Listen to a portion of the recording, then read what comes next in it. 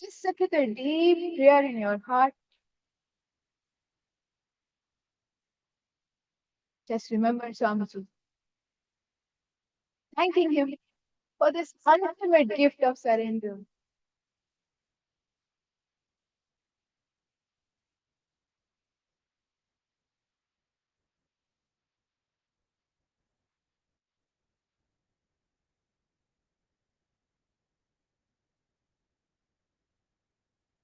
Just let this surrender become your manifestation. So if you want to know how to sit, ask Swamiji. Swamiji, what do I say? If you want to know this loud talk is not settling down, it's too loud, just ask inside. Ask Swamiji. Swamiji, how should I quiet down? If you want to know how should I sit in this divine darshan of yours, what should I say to you? What would you want to speak with me? Just ask Swamiji.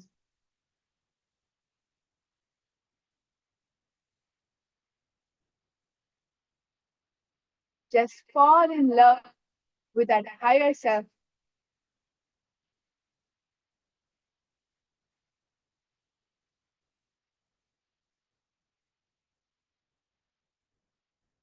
Just start talking to Paramashivam. Please close your eyes.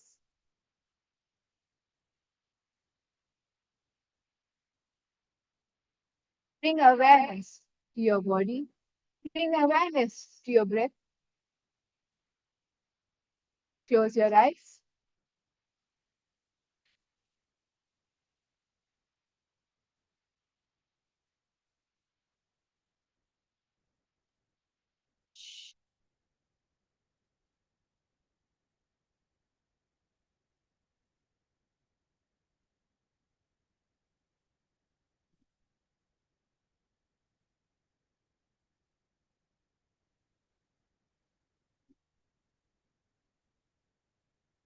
Just close your eyes. Bring deep awareness to your breathing. Bring deep awareness to the self-talk going on inside of you.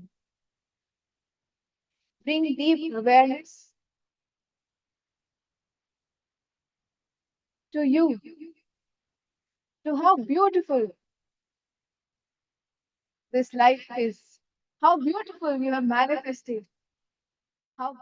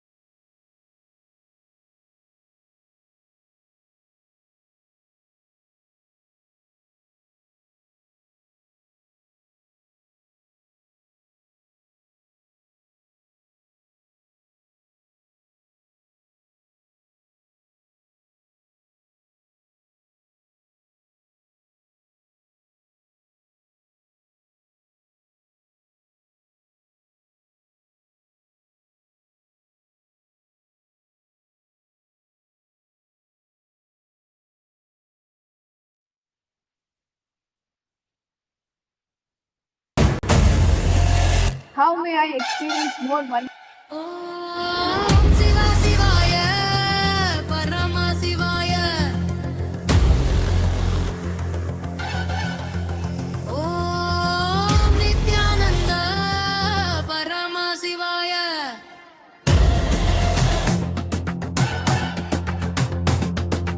உலகாளும் ஈசனே, கையிலையின் வாசனே, ஜகத்குரு ராஜனே, என் நித்யானந்தனே. அண்டமும் பிண்டமும் அசையும் உன் கையசைவிலே, சந்திரனும் சூரியனும் ஜொலிக்கும் உன் சடை மூடியிலே, கங்கையும் வையையும் பாய்ந்தோடும் உன் வருகையிலே, என் அப்பனே ஈசனே, ஏற்றுக்கொள்வாய் உன் காலடியிலே. சக்தியும் நீயே, சிவமும் நீயே, பக்தியும் நீயே, பரமும் நீயே, என் அப்பனும் நீயே, அம்மையும் நீயே, ஆதியும் நீயே, அம்மையும் நீயே. அடி பணிந்திடுவே, உன்னடி சரணம் சரணம்.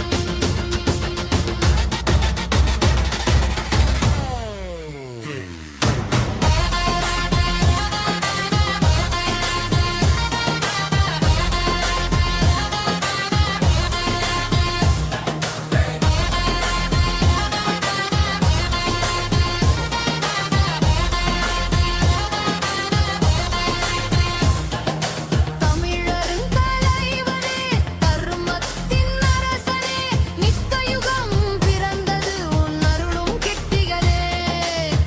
ஓம் சிவ சிவாய, பரமசிவாய.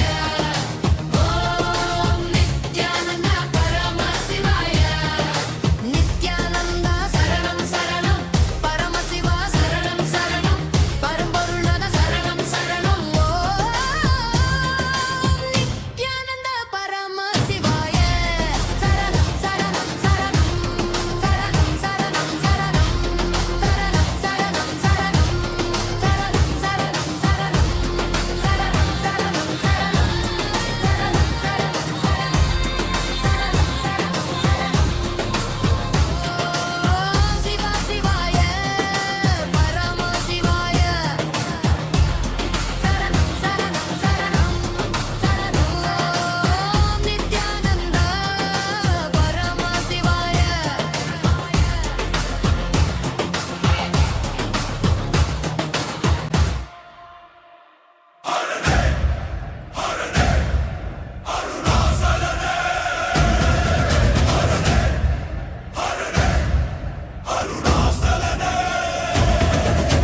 சிவனே சிவனே நித்யானந்தனே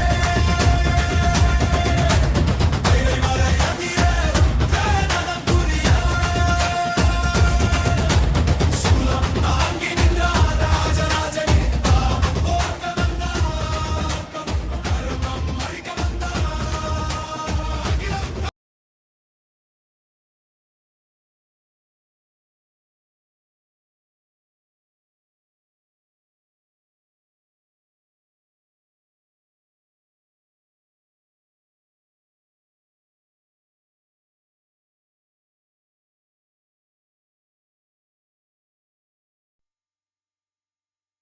Nithyanandam, Kailasa welcomes you all to the Nityotsava celebrations. Puja is where we mirror our brains with the powerful neurological activity of the Supreme Pontiff of Hinduism, BHAGAVAN Sri Nithyananda Paramashivam, who is the ultimate manifestation of Paramashiva. Here, in this auspicious moment of space-time, through this puja, we will access the higher vertical time zones. Let us now offer our heartfelt gratitude and devotion to the Supreme Pontiff of Hinduism and all his deities in Kailasas around the world. ॐ सहस्रदलपङ्कजे सकलशीतरश्मिप्रभं वराभयकराम्बुजं विमलगन्धपुष्पाम्बरं प्रसन्नवदनेक्षणं सकलदेवतारूपिणं स्मरेत् शिरसि हंसकं तदभिधानपूर्वं कुर्वन् अथ धूपः ॐ धूरसि धूर्वधूर्वन्तं धूर्वदयोस्मान् धूर्वदितं धूर्वयं वयं धूर्वामस्त्वं देवानामसि संस्थितमं वप्रतमं जुष्टतमं मन्यतमं देवहूतममृतमसि हविर्दानं त्रिगुंहस्वमाह्वाः मित्रस्य त्वा चक्षुषा प्रेक्षेर्मा संविक्ता मात्वा हिगुंशिषुम् श्री सर्वदेवदेवी स्वरूपाय भगवते श्री नित्यानंद परमशिवाय नमः धूपमाग्रापयामि अथ दीपः ॐ उद्दीप्य स्वजातवेदो भग्निं निरवृतिं मम पशुभृत्यमग्यमावह जीवनं च दिशो दिशा मानो हिगुंसीर्जातवेदो रामस्त्वं पुरुषं जगत् अभिभ्रदग्नागहि श्रिया मा परिपादया श्री सर्वदेवदेवी स्वरूपाय भगवते श्री नित्यानंद परमशिवाय नमः दीपं सन्दर्शयामि अथ नैवेद्यम् ॐ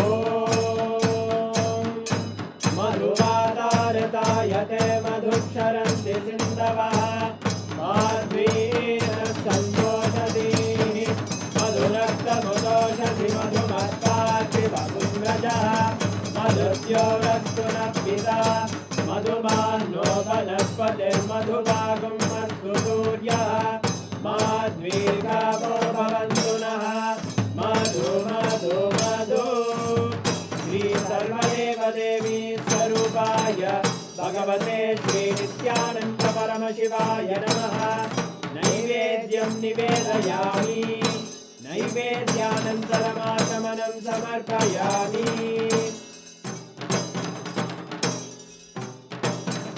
नीराजनम् ॐ साङ्ग्रहण्येष्ट्यायजते इमां जनतागुं सङ्ग्रहाणीति द्वादशारक्तिरजना भवति द्वादशमासा संवत्सरः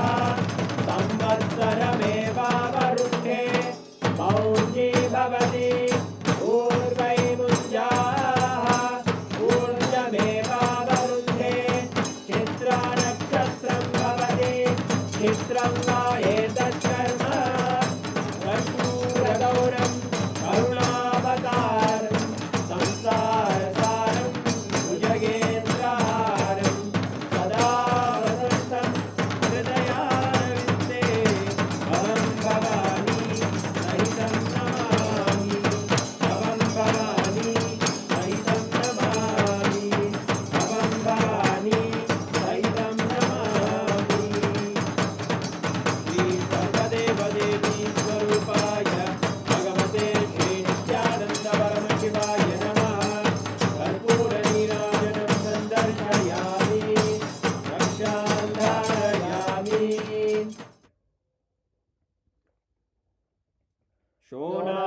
शोणाद्रीशावताराय ज्योतिस्तम्भस्वरूपिणे श्रीकैलासप्रधानाय नित्यानन्दाय मङ्गलम् तत्त्वज्ञानप्रदाताय नित्यानन्देश्वररूपिणे श्रीकैलासप्रधानाय नित्यानन्दाय मङ्गलम् मूलप्रकृतिरूपाय परमशिवशक्तिस्वरूपिणे श्रीकैलासप्रधानाय नित्यानन्दाय मङ्गलम् दण्डत्रिशूलहस्ताय कालकालस्वरूपिणे श्रीकैलासप्रधानाय नित्यानन्दाय मङ्गलम् आदिपूज्याय देवाय सकृत्पूर्णत्वरूपिणे श्रीकैलासप्रधानाय नित्यानन्दाय मङ्गलम् सर्वाभयविनाशकाय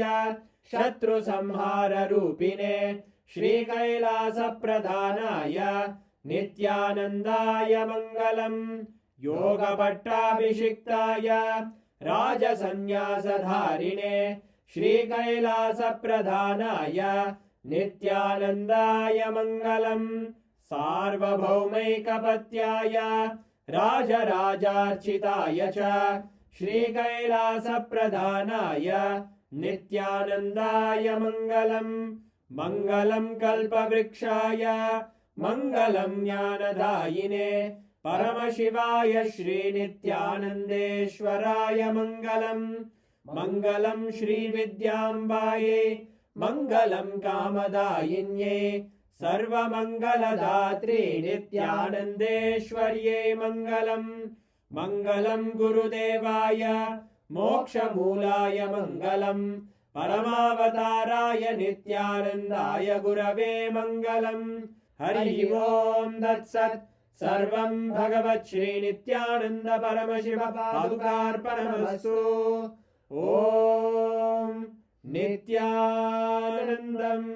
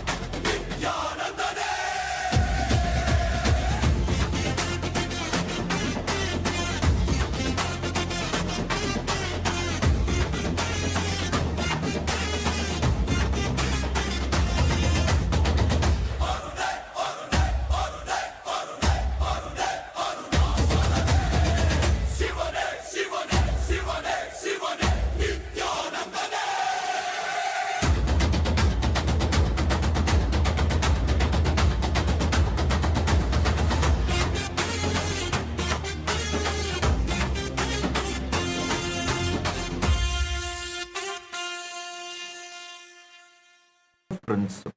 Listen.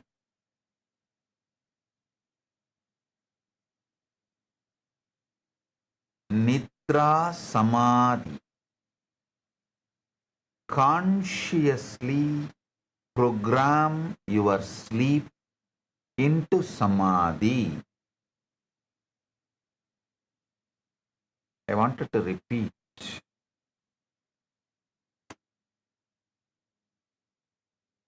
Consciously program your sleep into Samadhi. It is possible. First thing I want to tell you, you cannot avoid this process saying you don't have time. No. If I ask you to meditate even for 3 minutes, you'll say, no, 3 minutes is too much time. You don't know, Swamiji. I am too busy without business. My 3 minutes, you are asking, no. You don't have a value of our time. That is why I said, okay, let's come to a peace treaty. I will not interfere in your waking time. You just give me only your sleeping time. And I'll make you enlightened.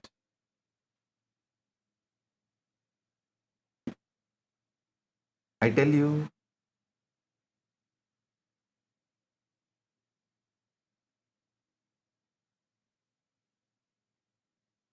in the whole Puranas,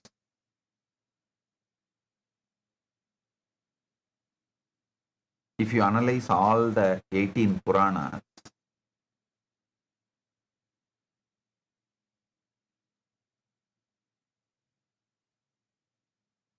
there are some principal truths. See, there will be a lot of different opinions, ideas, informations, facts. Actually, in some Puranas, if you go and see Vaishnava Puranas, they will say when Sarveshwara came, Narasimha killed Sarveshwara also. He torn Sarveshwara to pieces. But if you go to Shaiva Puranas, they will say, no, Sarveshwara went and just hugged, and Narasimha became calm, cool, and he brought Narasimha back to Vaikuntha. So, different Puranas will give different information, opinions, different facts, but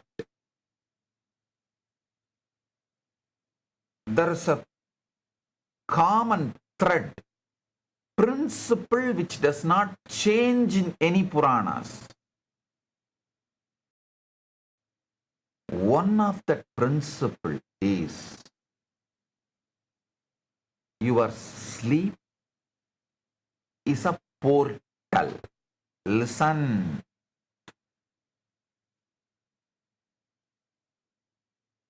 In every Purana, when people travel vertical time zone, whether it is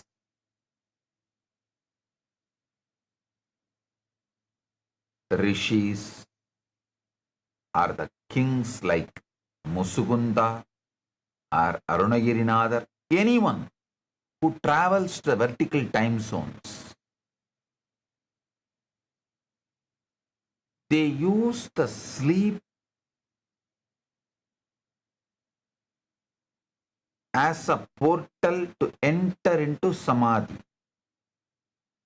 From there, they move as they want in vertical time zones.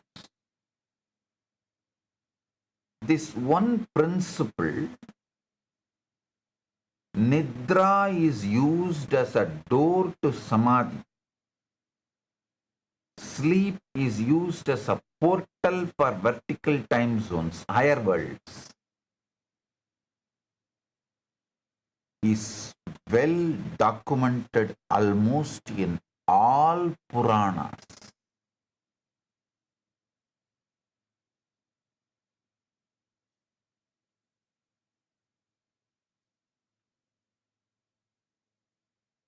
There is no Purana which does not talk about all the 18 Puranas and Upapuranas. This Nidra Samadhi is elaborately discussed. So listen. I give you step-by-step method how you can consciously program your sleep to achieve Samadhi.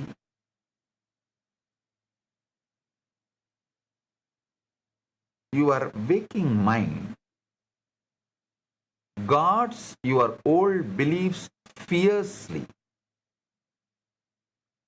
and keeps you engaged, entertained in endless distraction. The biggest enemy you have in your life is endless distraction. Endless. Especially now with the device fixed, glued to your eyes. Reels, Insta, Facebook, YouTube, endless distraction.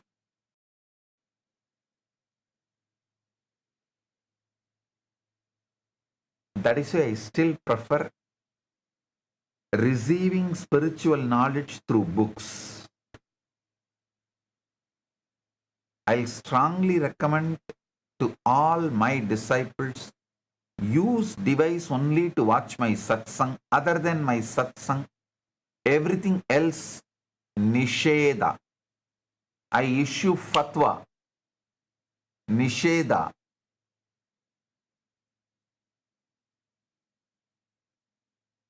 For using device other than satsang.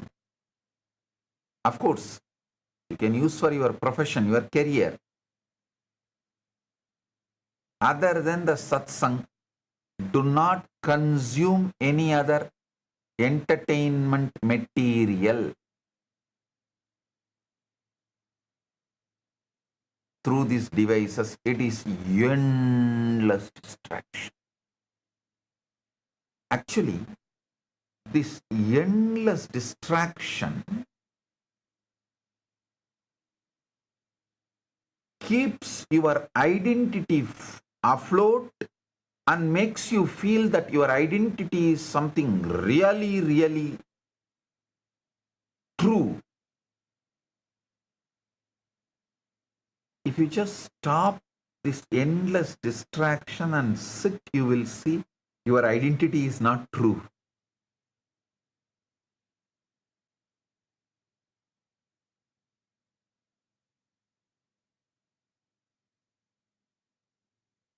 You are afraid to face the truth. Your identity is not true. So you keep on engaging with this endless distraction.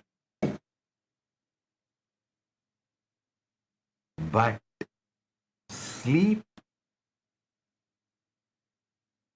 is programmed in such a way naturally you surrender to the deeper possibilities of you. Use this threshold, portal, to plant the seeds of your new reality and to travel to higher zones and quicken the process of manifesting the new reality you want.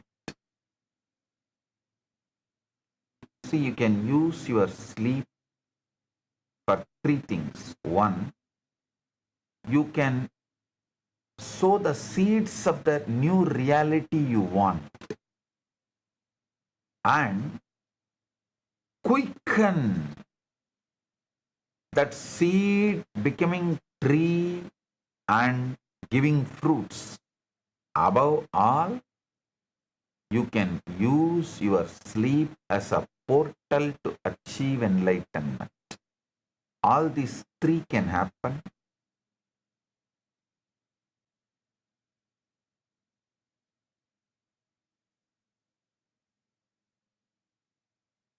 Nidra Samadhi means impressing what you want into your Karana Sarira as you fall asleep and manifesting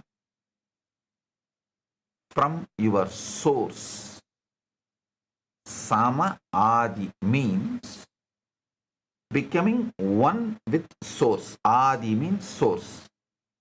Sama Adi means becoming one with source. See, by becoming one with source, it doesn't mean you should not have any desire or enjoy anything. You can enjoy anything you want and be in that ultimate bliss in oneness with Paramashiva. Both are possible, allowed, encouraged.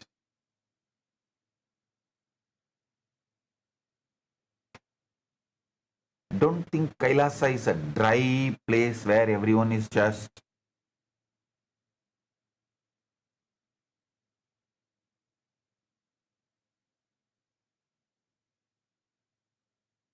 sad, morose, serious, almost like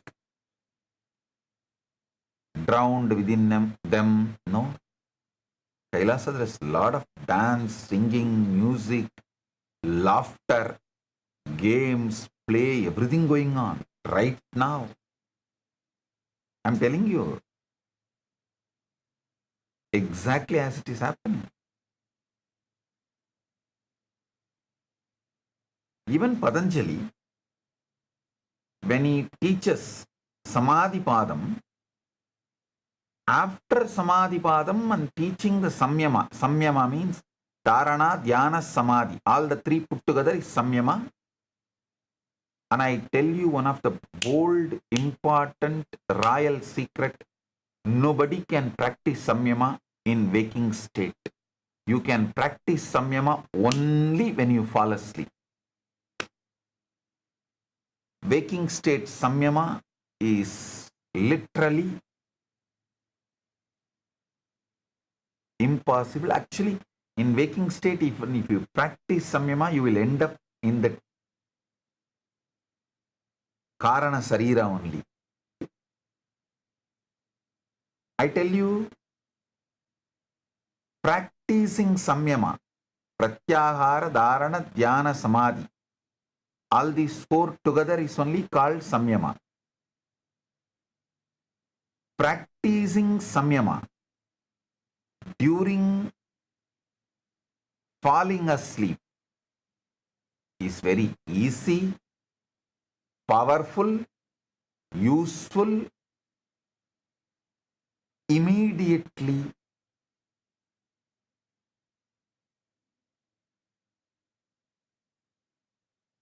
possible.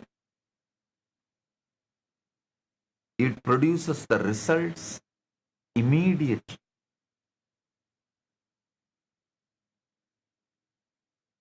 I give you one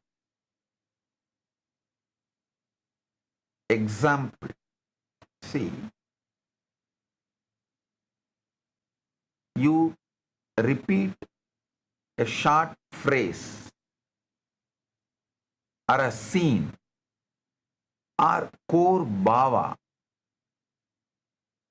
See, for example, if you want to be rich, repeat the word, I am rich, I am wealthy. If you want to become healthy, repeat the word, I am healthy.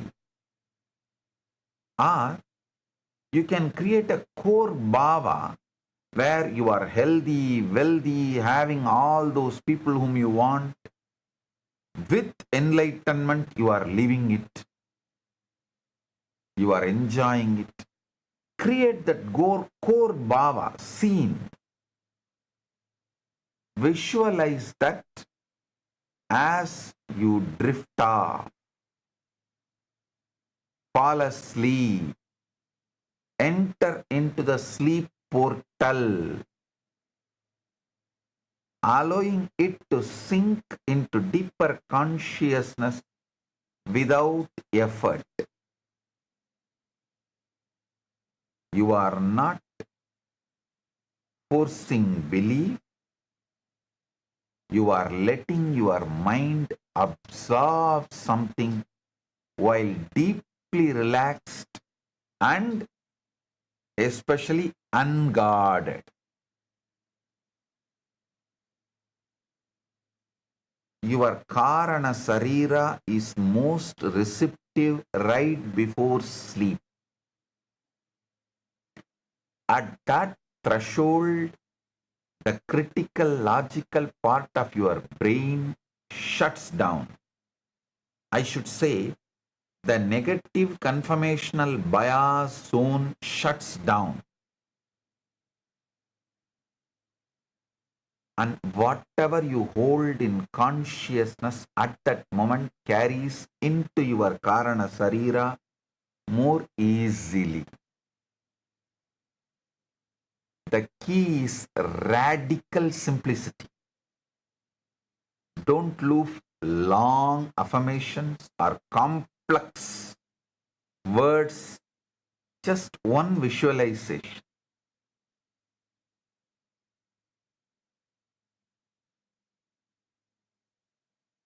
When I was initiated into this process by Arunagiri Yogeshwara, he just told me, just remember you, me, you, that's all.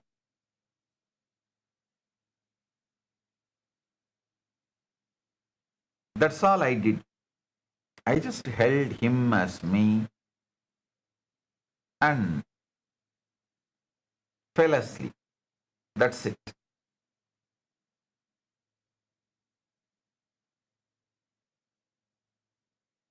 It was so natural for me because I already saw him and I was in deeply love with him. That is why Guru helps million times more to achieve God, enlightenment, than any of your imagined, visualized forms of God. Guru helps you million times more easily. Million times more Guru helps to achieve enlightenment than any calendar painted God. Because with Guru, the relationship becomes natural. See, for me, if I have to visualize I am Paramashiva at that time, it would have been a lot of effort, unnatural. By the time my logical mind would have come in between, disturbed. But imagining I am Arunagiri Yogeshwara is too easy for me because I am seeing him right in front of me. And he is initiating. He is playing with me. He is giving all the initiations. I am seeing. So with that, I fell into samadhi.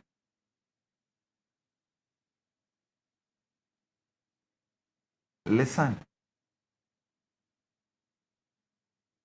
Goal is not excitement or emotional intensity. The goal is familiarity and normalcy. See, many of the Western manifestation methods constantly teach you to be intense, excite, the truth is completely the other way. You don't need excitement, emotional intensity. You just need familiarity and normalcy. I can give you just two words. Know it and feel it normally. Anything you know it and feel it normally as a normalcy, you will manifest it. You know the Guru is your normalcy. Unlike Western type of daytime affirmations, Nidra Samadhi does not require intense focus or emotional charge.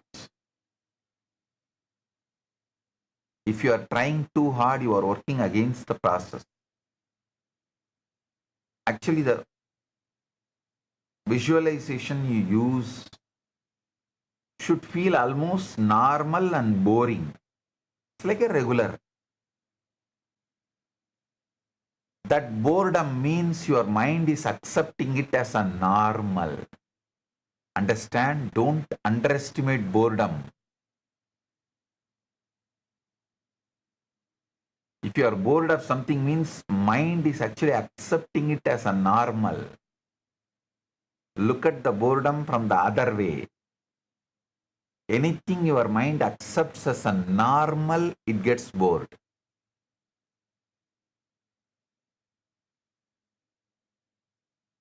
So when you are visualizing something during your sleep, if you are feeling bored, don't worry.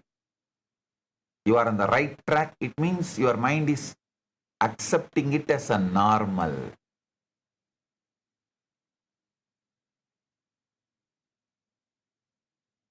So you can choose either Guru or some simple form of Paramashiva which you can relate, like your Ishta Devata.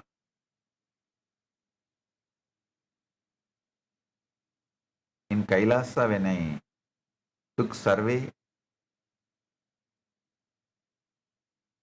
most of them use my farm, and next to my farm, super hit, popular, is Kalabhairava. Everyone connects with Kalabhairava very easily. You can use any form with which you feel very normal. Hold that bhava, you are that. You are that. It can be Shivalinga, Guru, Shivalinga, Kalabhairava, any form with which you feel very normal, almost boring. Nothing wrong in boring, feeling bored. Feeling bored means your mind feels it is normal. So hold that and fall asleep. That's all.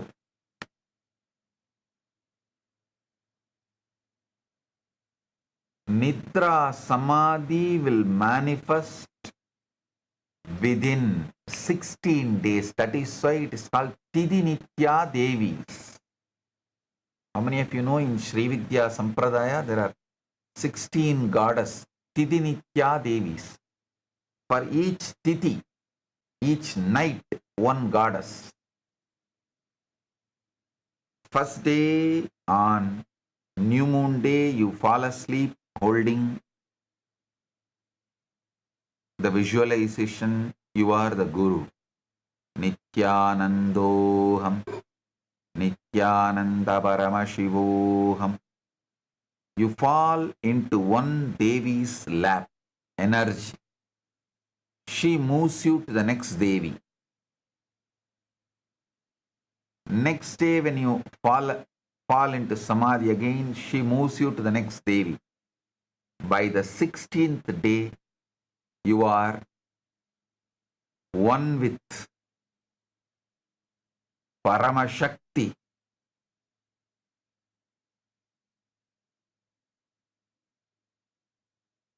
Paramashakti is Paramashiva himself. There is also one more method called Purascharanam. You repeat certain mantra or Mahavakya when you fall asleep. Within that 16 days, you will manifest.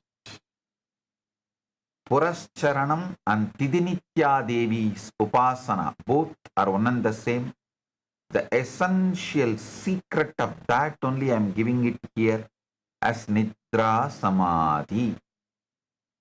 One of the devotees asked, should I learn Sri Vidya? I said, nothing is needed. If you just follow this Nidra Samadhi, that's enough. Usually people, especially in the initial level, wants something new, exciting. Like they use spirituality also for their endless distraction. They try to use spirituality also as an entertainment. Even if it is little boring, just do this one process, Nidra Samadhi. Actually, when you do the Nidra Samadhi process, feeling bored is good because the mind has accepted it as a normal. Now it will simply manifest.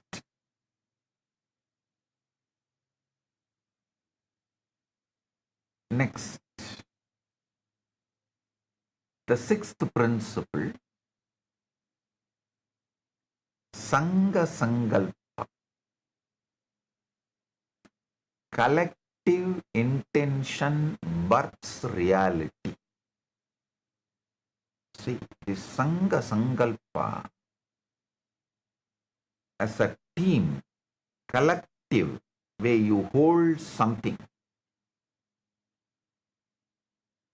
that intention immediately manifests. I tell you, in Sangha Sankalpa, creating collective consciousness, 1 plus 1 is not equal to 2, 1 plus 1 is equal to 11. Collective intention births reality. When many minds unite in the same intention with the same bhava, they create a field of certainty, so concentrated that reality bends to match it. Sangha Sankalpa is multiple people holding the same conscious intention and bhava simultaneously. Listen. Instead of one mind holding an outcome, many minds collectively hold that exact intention together. When many minds hold,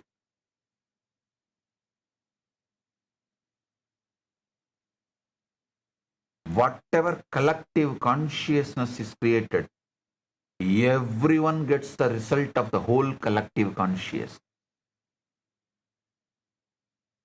Listen. For example, 100 of you put $10, it becomes $1,000. That $1,000 only 1 or 2 persons can enjoy. That also by dividing. All 100 people who put $10 cannot enjoy the whole $1,000. But the maths in the Sangha Sankalpa is different. If all of you, 100 of you, sit together and spend 10 minutes holding one outcome. The collective consciousness generated by all the 100 of you, all 100 of you enjoy it, get the fruit. Because it is an energy generated. Energy generated can be experienced, enjoyed, utilized by all 100 at a time. In the energy maths, if 100 of you put $10 and make $1,000, all 100 can enjoy the $1,000 at a time. The energy math is different.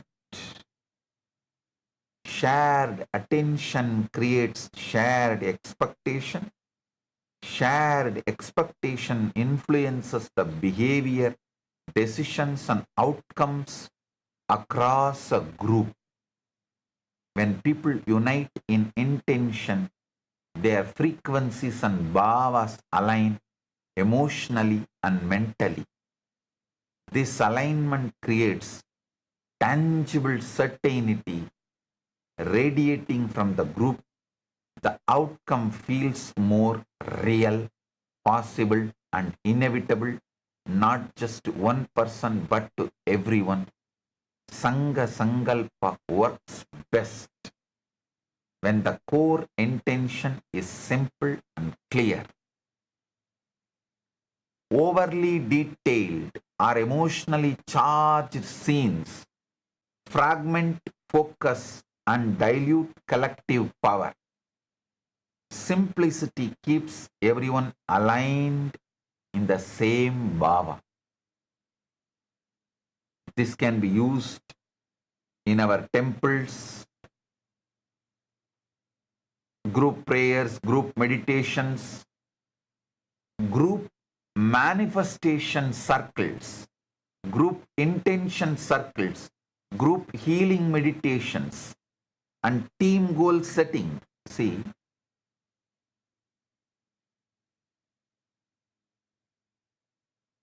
in our temples, in our ecosystems, I am introducing this collective manifestation circles. Adi Kailasa banyan tree will be shown live 24/7 in the live darshan. People can sit with that live darshan. Globally, always people are sitting with that Kalpataru, live darshan. With that, sit and create the group prayer, group manifestation circles, group healing meditations, even in your office, group team goal setting, for your family, group goal setting. Whether you frame it spiritually or psychologically, you call it spiritual or psychological, the mechanism is the same. Repeated shared focus shifts expectations and behaviors across the collective. It does not require perfect visualization or intense feeling. It works through consistency, a group holding the same intention together. This is how you manifest shared reality as collective consciousness. Rigveda says beautifully, Samaniva akudi, Samana hridayanivaha, Samanamastu omanaha, Yadavaha, Susahasadi. Listen, seventh principle of manifestation, Atma Sambhashana.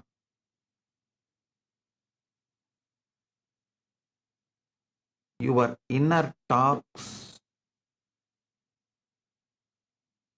writes your reality. Listen. Your inner talks writes your reality. Your silent inner dialogues are not harmless thoughts. They are blueprints your body and reality use to construct your experience. Society brainwashes you. Only the thoughts uttered and heard by others are meaningful, but your silent inner thoughts are harmless and has no meaning, no impact. No. Actually, your silent inner dialogues are the blueprints your body and reality is using to construct your experience of life.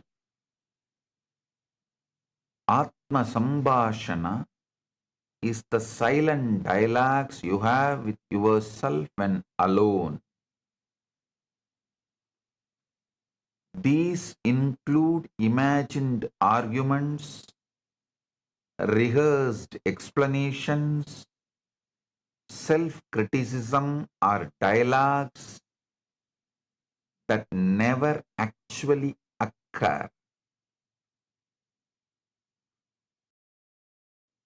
Your imagined arguments, rehearsed explanations, self-criticism are dialogues that never actually occur. These inner dialogues run constantly. Most people never notice them. Your mind treats these inner dialogues as real experiences. When you replay an argument in your head, your body reacts as if it is happening. When you imagine approval or rejection, your nervous system responds identically to real life. Over time, these dialogues form deep expectation, confirmational bias. If you constantly imagine people misunderstanding or judging you, your mind assumes that is how people respond. Atma Shambhashana does not just reflect reality, it creates it. Atma Sambhashana actively creates your reality. The mind does not distinguish between imagined and actual interaction. I can give you 100 examples. Imagine as if you are having a fight argument with your enemy.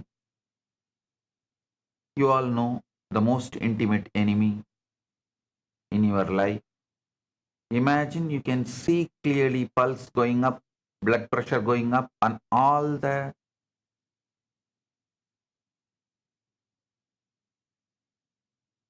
vital organs respond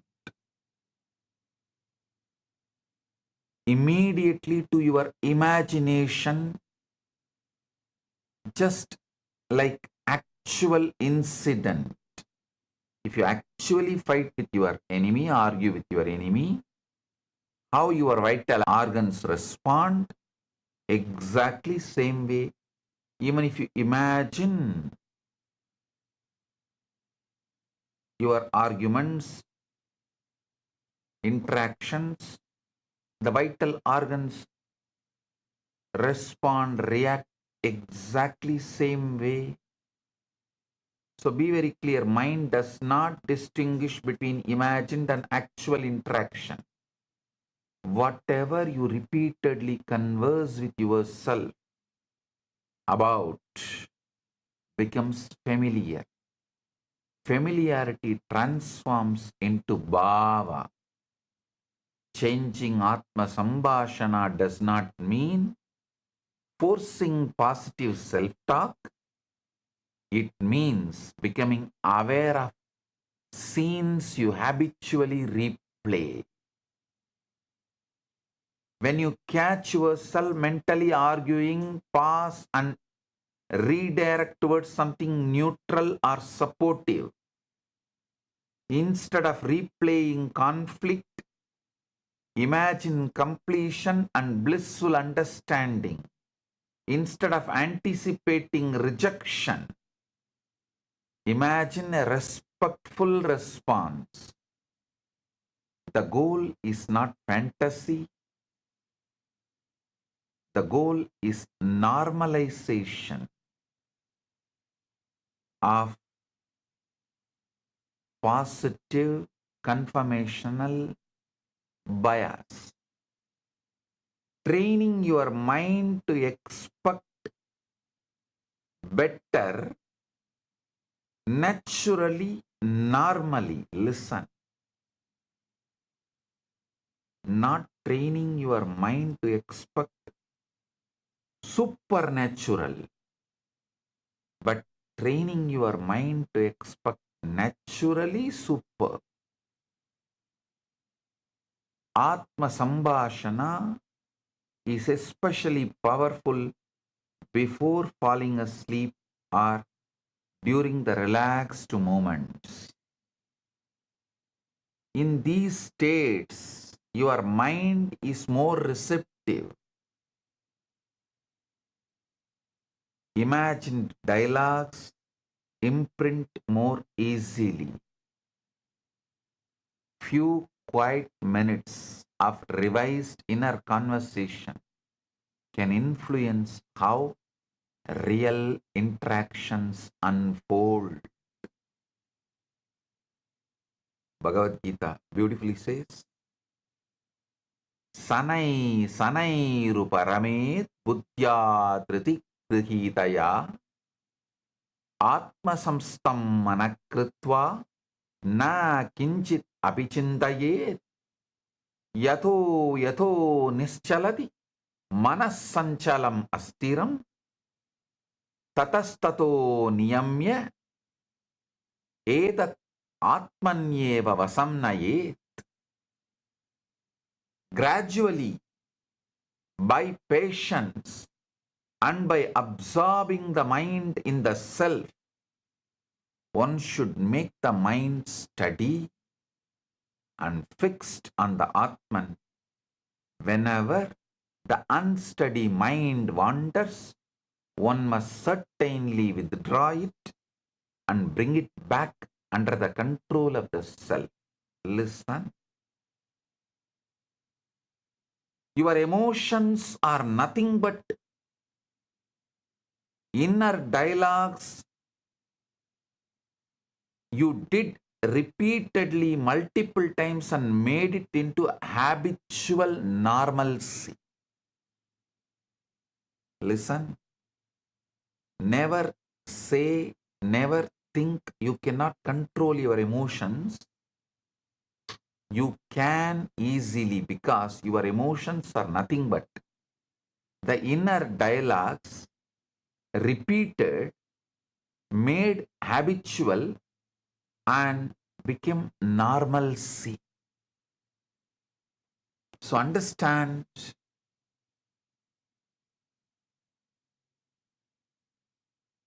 a few quiet minutes of revised inner conversation can influence how real interactions unfold.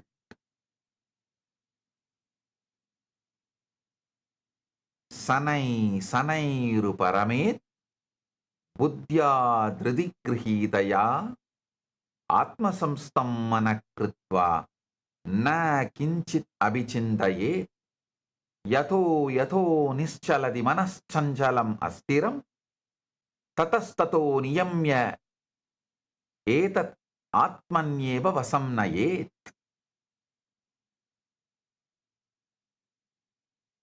So understand,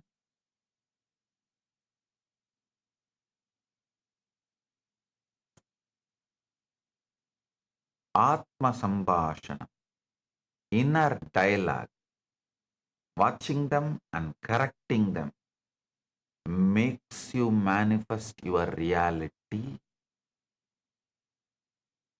Now I am coming to the eighth point. The eighth point is Chitta Suddhi. Rewrite your past. Listen carefully. I am not saying rewrite your future. I am saying rewrite your past. Your future does not exist. Only your past exists. Your past has two parts.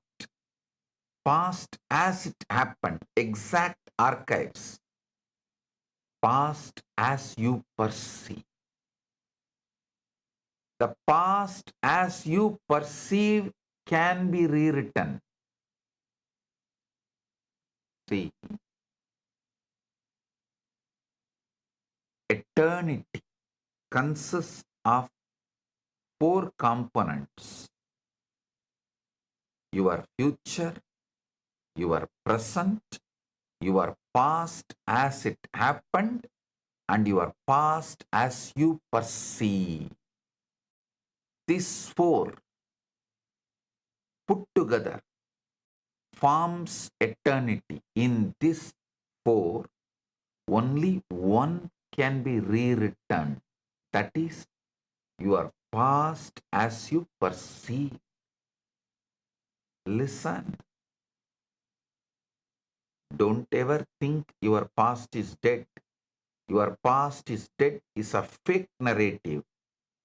Your past is dead, but its ghost is still alive in you and possessing you. Listen. Your past is dead, but its ghost is still possessing you. Your past has no power except the emotional charge you give it. Revise and purify that memory, and you free yourself from its hold.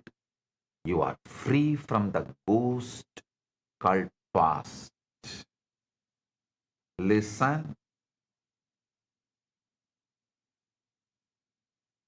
The Chitta Shuddhi repeatedly Vedantic and Agamantic scriptures speak about. If you touch any Vedantic scripture, Agamantic scripture, or Yogantic scripture,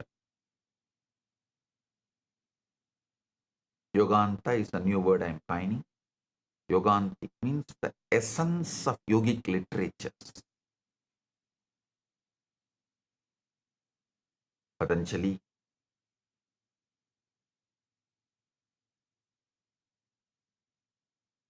or the Hatha Yoga literature, whether Vedantic scriptures or Agamantic scriptures or Yogantic scriptures, I tell you honestly, at present, globally, what people think and understand and know about Hinduism is just these three sampradaya: Vedanta, Yoga Vedanta, Agamanta. That's all.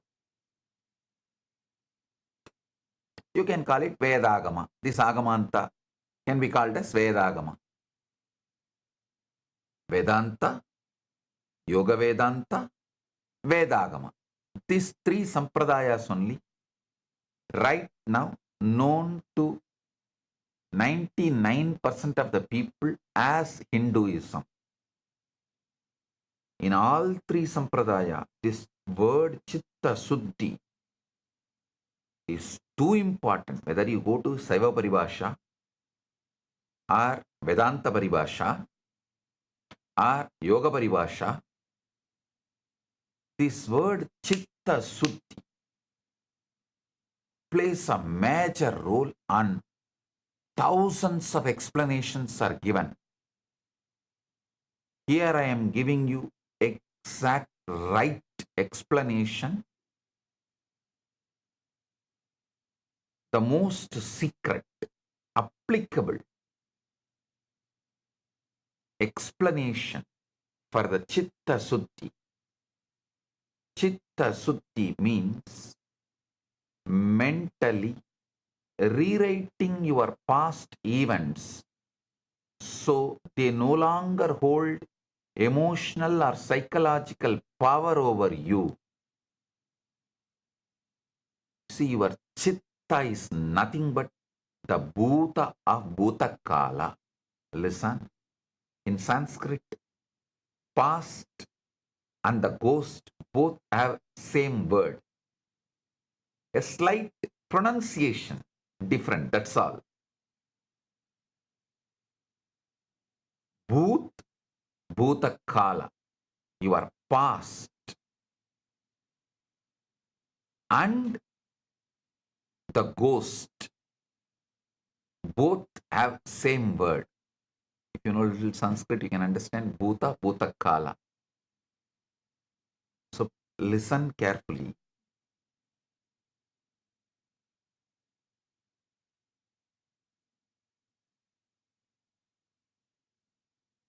Your chitta is nothing but the ghost of the past, that's all. Your chitta is nothing but bhuta of bhutakala, ghost of the past. Consciously sit with yourself and consciously rewrite your past events so they no longer hold emotional or psychological power over you. I tell you, this is the most powerful method for any manifestation.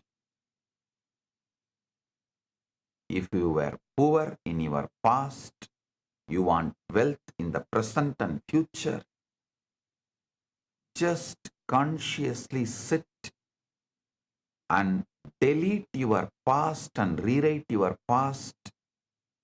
In the past, the investments you made, if they have failed, delete and rewrite them as you made the investments and it became successful and you have a large wealth having right now and in the future, for the future. Rewrite and see. Do it before you bring all your immature, assumed questions to me.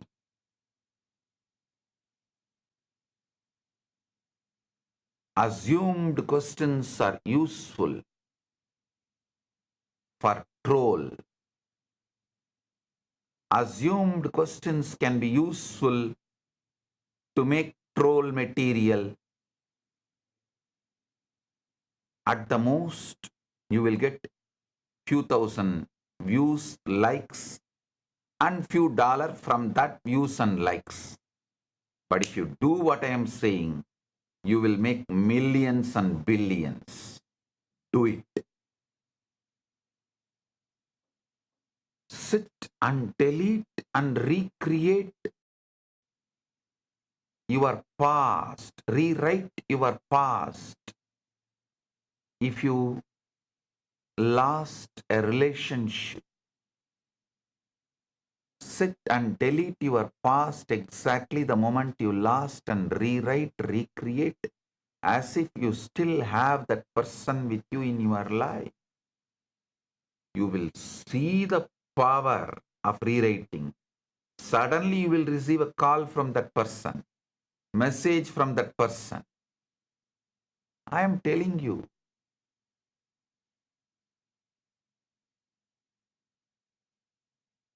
Chitta Suddhi,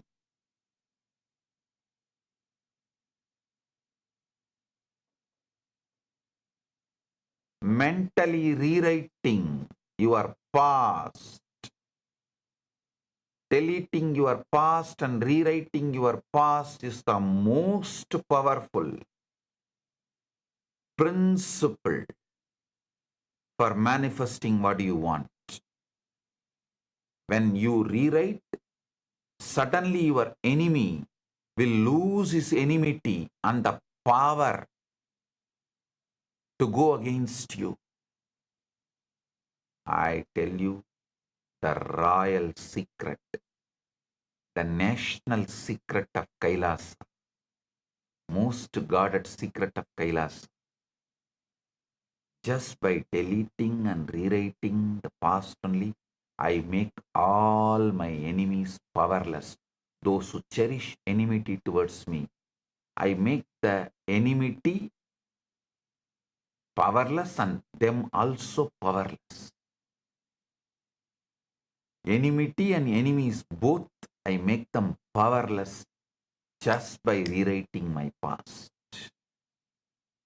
I tell you.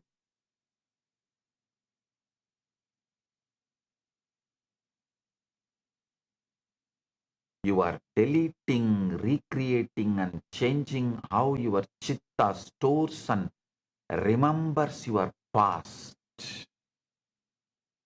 Mind does not store events as objective facts. It stores them as your emotional conclusion. What stays active is not what happened, but the meaning you concluded from it. Chitta Suddhi updates and transforms. That conclusion, most people unknowingly relive their past constant. The pain body goes on producing pain body in the present and the future. When you rewrite your pains and make it into bliss, you reproduce the bliss in the present and future. So listen, most people unknowingly relive their past constantly. Embarrassing moments, failures, rejections replay in the background of the mind in multi-layer, deeper and deeper, multiple times in high density, high frequency and high intensity. Each replay reinforces a bhava like this always happens to me.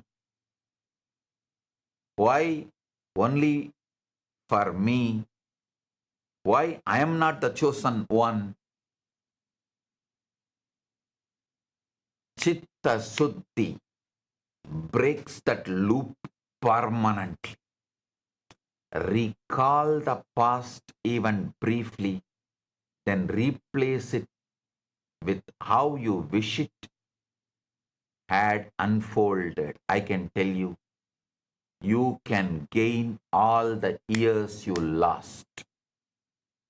You can repair all the years of damage done. You can physically regain the years you lost. This is the most powerful anti-aging method, technique. This is the most powerful way to manifest youth, health, and grow young.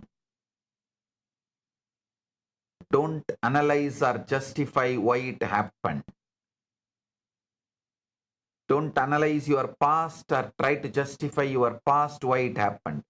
Simply delete the old, create the new, and replay the new healed version until it feels calmer, acceptable, normal. The goal is not excitement. The goal is completion and recreation and liberation.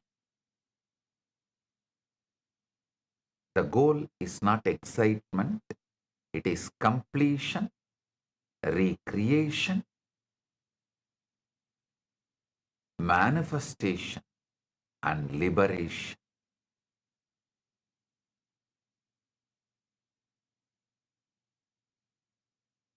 Understand?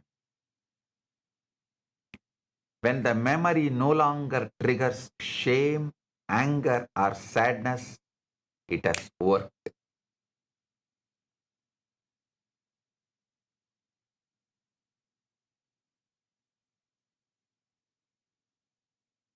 The past stops poisoning your present and damaging your future.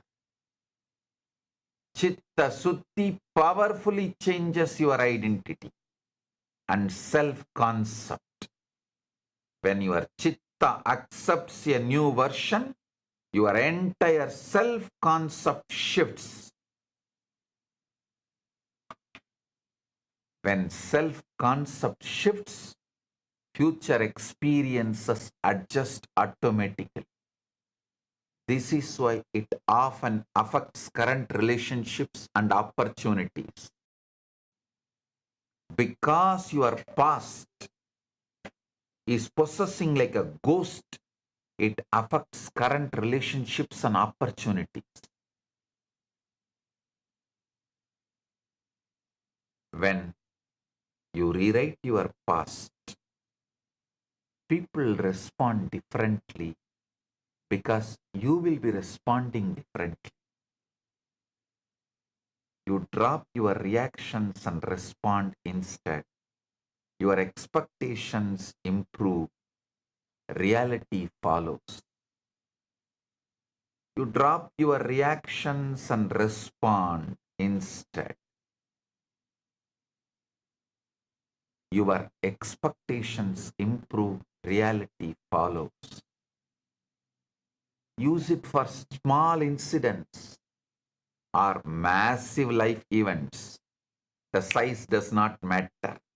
What matters is removing your memory about the past, the false reconstruction of the past tied to that memory and your chitta, and doing the chitta suddhi. Many people try to question me, oh, it's like lying to myself.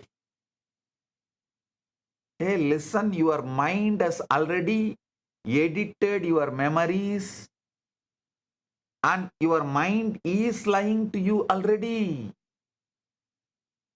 The mind already edits memories constantly. And it is lying to you. I am only saying consciously create what you want in your past, then you will understand how you manifest what you want in the present and future.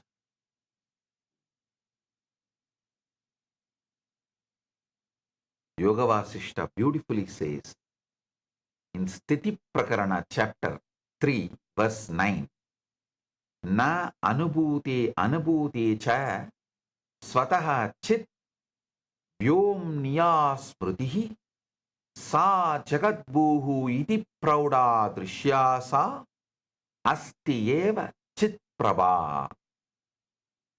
The remembrance that lives impressed of itself in the empty space of individual intellects is verily the reservoir of the perceptible and imperceptible worlds.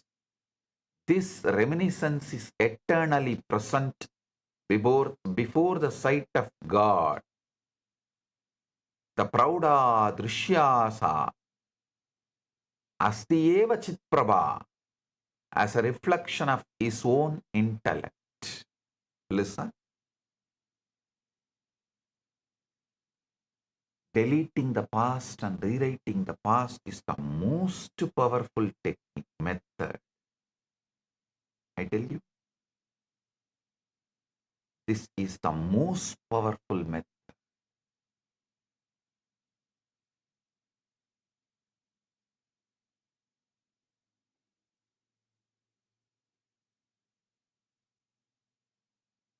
நிறையில் இருந்து நிறை எடுத்தாலும் நிறையோடு நிறை சேர்த்தாலும் நிறைவே நிறைவெனும் நிலையே நிறைவாய்க் கொண்டு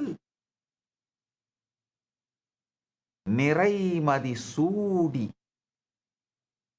நம் நினைவு மதியில் நிறைந்திருக்கும் நிறைவு மதியான் நிறைந்த நிலைத்த நிம்மதி தருவான் பரமசிவ பரம்பொருளின் நிறைமதி ஞான ரகசியத்தை நிறைவாய் குறைவு இலாது சொல்லுகின்றேன் கேளுங்கள்.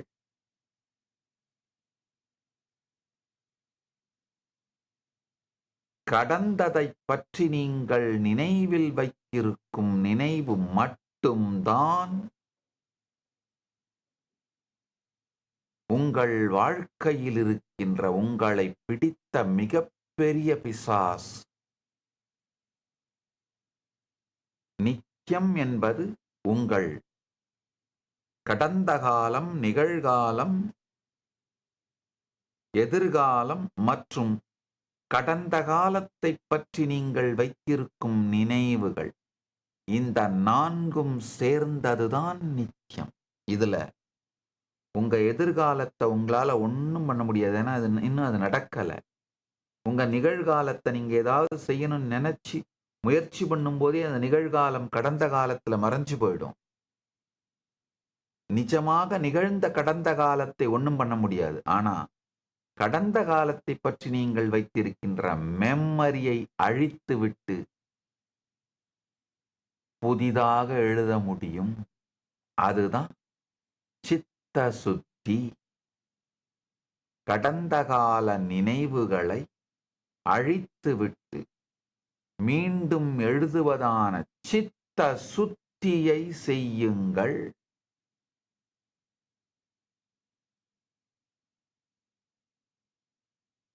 அது ஒன்னே ஒண்ணுதான் நீங்கள் செய்ய வேண்டியது.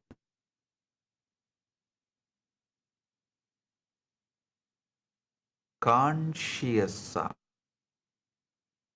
உயிருணர்வோடு அமர்ந்து உங்களுக்குள்ள நீங்க உருவாக்குற எதுவானாலும் நிஜமாக மாறியே தீரும்.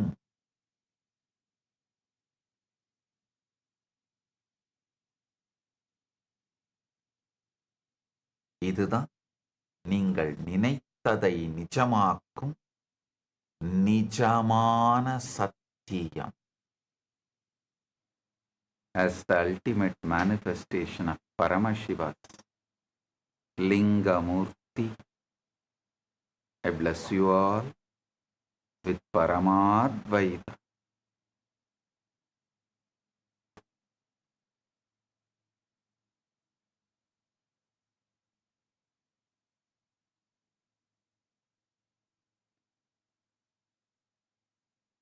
Paramashiva's direct message from Kailasa. Dharma, the conflict-free inner space,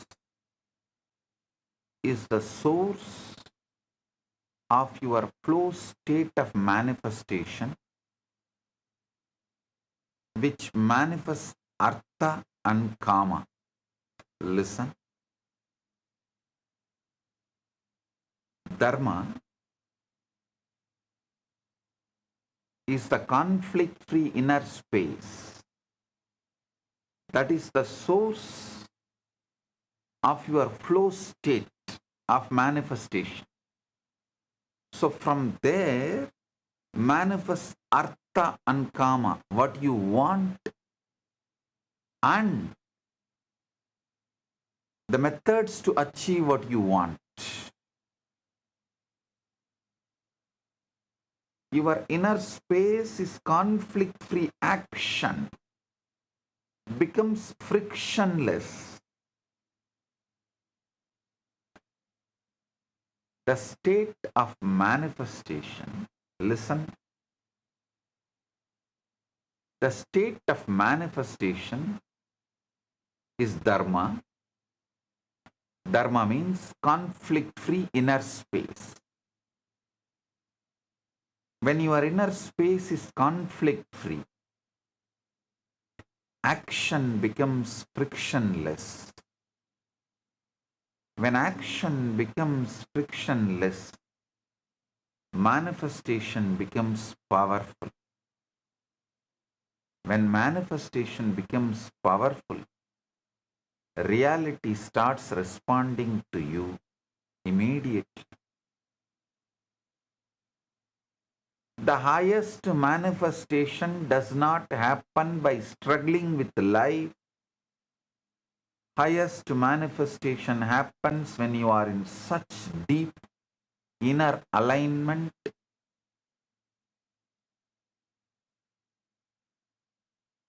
All highest manifestation happens when you are in such deep inner alignment. Actually, when you are in deep inner alignment, life becomes romance. Listen carefully. If there is conflict inside you, even small action becomes suffering. If there is no conflict inside you, even great action becomes play. That is why I am defining this whole subject, the whole truth in one line. Flow state is frictionless action born out of conflict-free inner space. This is the whole truth. Understand this one truth, you have got this whole satsang.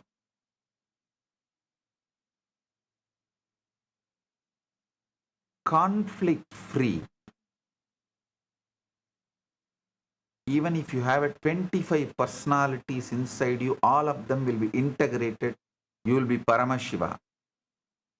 With conflicts, even one person will be broken into 25 pieces and all will be pulling you at each direction.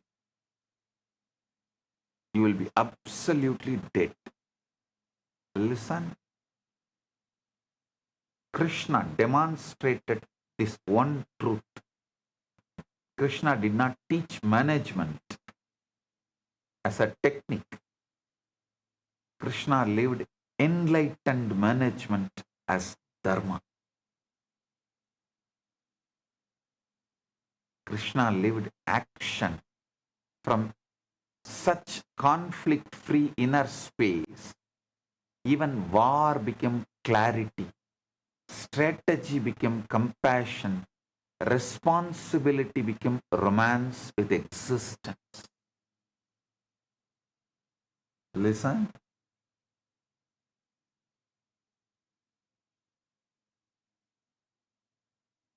Even in the worst chaos, he was in the best order. Krishna lived action from such conflict-free inner space. Krishna lived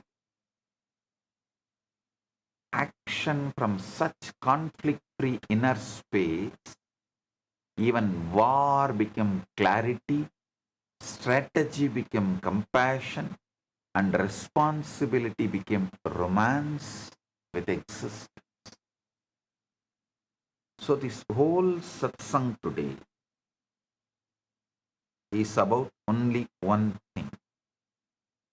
How to move from inner conflict to Dharma. From Dharma to flow. From flow to manifestation.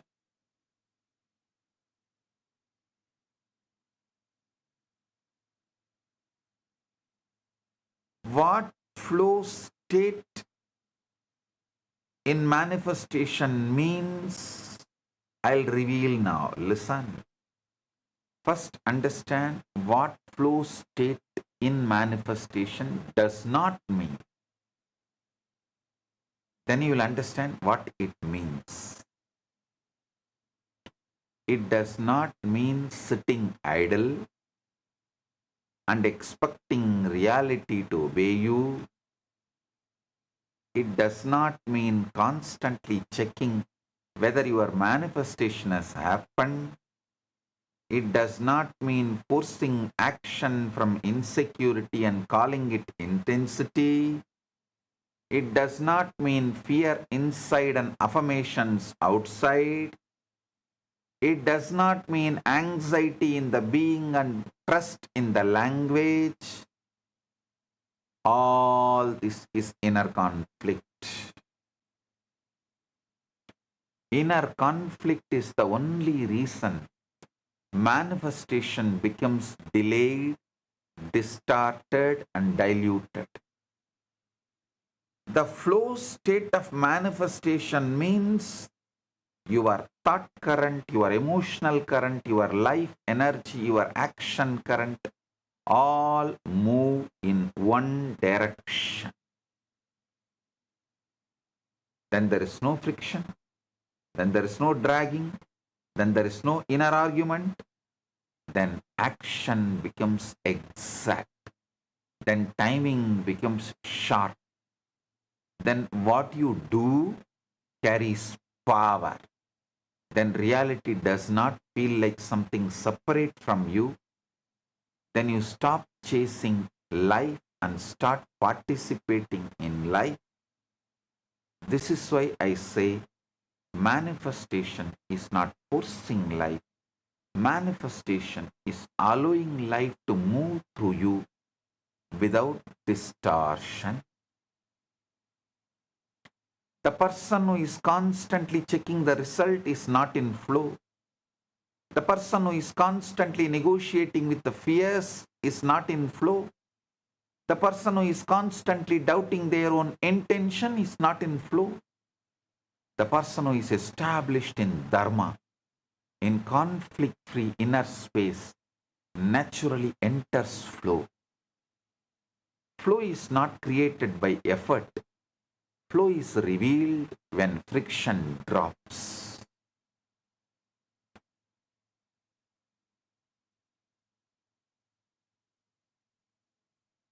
Listen.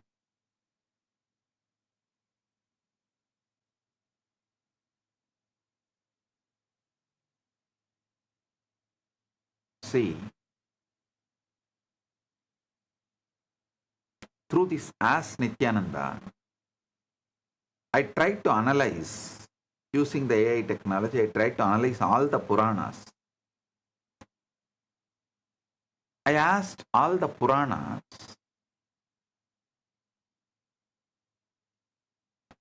the stories which are presented in all Puranas without any alteration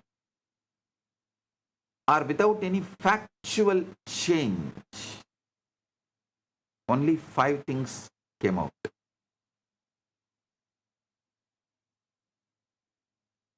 Kshirasagara Mandan means churning of the Milky Ocean. Dakshayagnya, Rama Ravana Yuddha,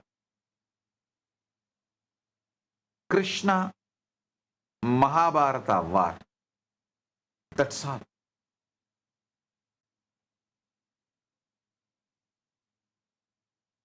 The 5th one was more philosophical, like Brahma and Vishnu searching the head and feet of Shiva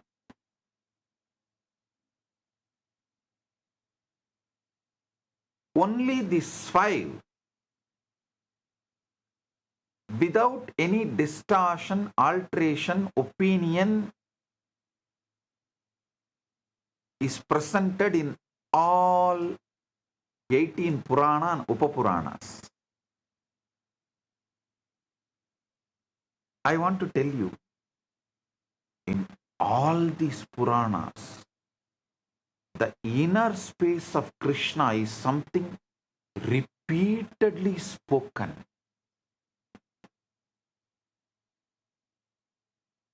So today what I am describing is directly the inner space of Krishna.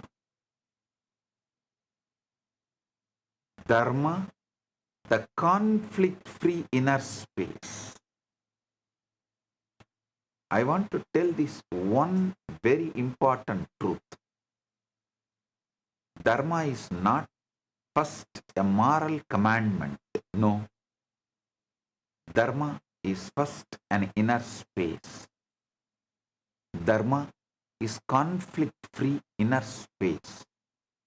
The moment you understand this, spirituality becomes existential, experiential. Dharma is not something imposed on you from outside. Dharma is something awakened in you from inside. All suffering is nothing but the friction of inner conflict. When there is one part of you thinking one thing, another part feeling another thing, another part projecting another thing, and another part fearing another thing, naturally life becomes heavy. 5 fingers are not powerful. One fist is very powerful.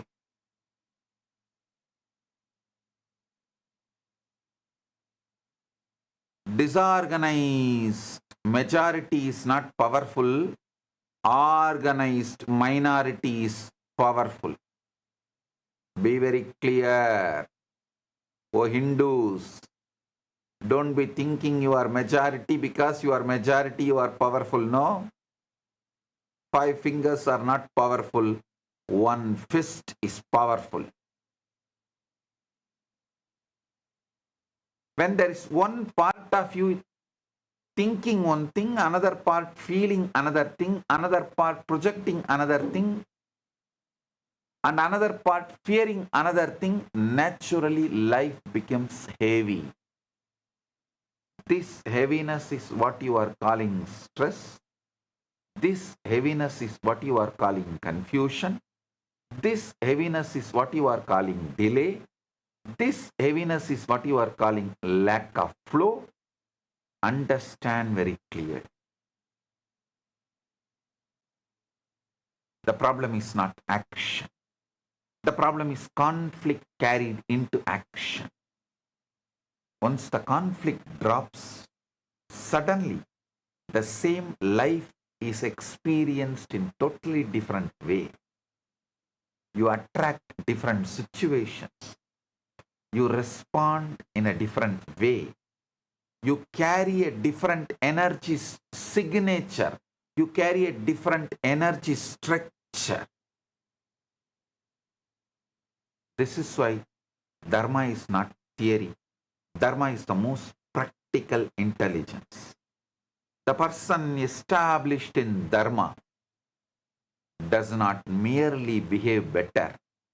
The person established in Dharma sees better, feels better, decides better, and manifests better.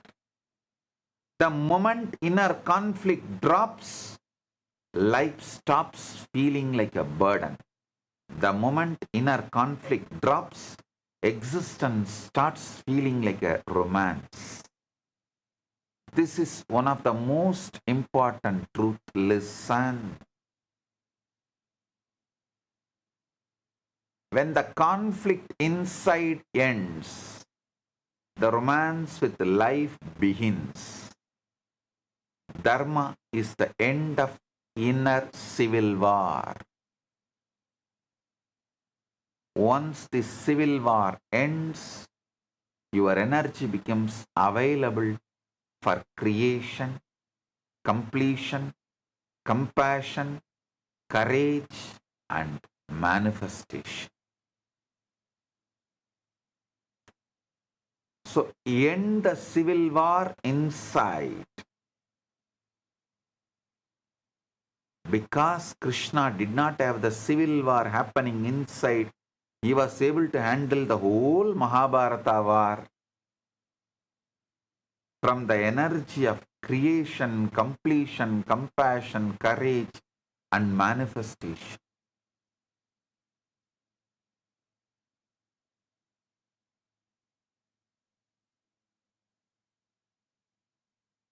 I'll reveal next important truth. Listen, conflict-free inner space is romancing with life. Understand this word very deeply. Romance with life does not mean escaping life. Romance with life does not mean avoiding responsibility. Romance with life does not mean denial of challenge. Romance with life means being so conflict-free inside. You are available to life in every form. Whether life comes as a play, you are available. Whether life comes as a leadership, you are available. Whether life comes as a strategy, you are available. Whether life comes as a war, you are available. This is the real flow of state. Flow is not merely the absence of workload. Flow is the absence of self-conflict in workload. Flow is not the reduction of life. Flow is the unclutched participation in life. That is why I am saying the highest manifestation is not a struggle with reality, it's a romance with reality. Understand these few truths very deeply. Do not struggle with life when you can romance with life. The one established in Dharma does not carry life as a load, but lives life as a love affair with existence. Flow state is not the speed of action. It's a purity of inner space behind the action. When you are unclutched, life becomes music. When you are in conflict, even blessings feel heavy. When you are in Dharma, even challenges become choreography. Listen. Krishna declares in Bhagavad Gita, Yogasta kurukarmani sangam tyaktva dhananjaya siddhi asiddhayo samabhutva samatvam yoga uchyate.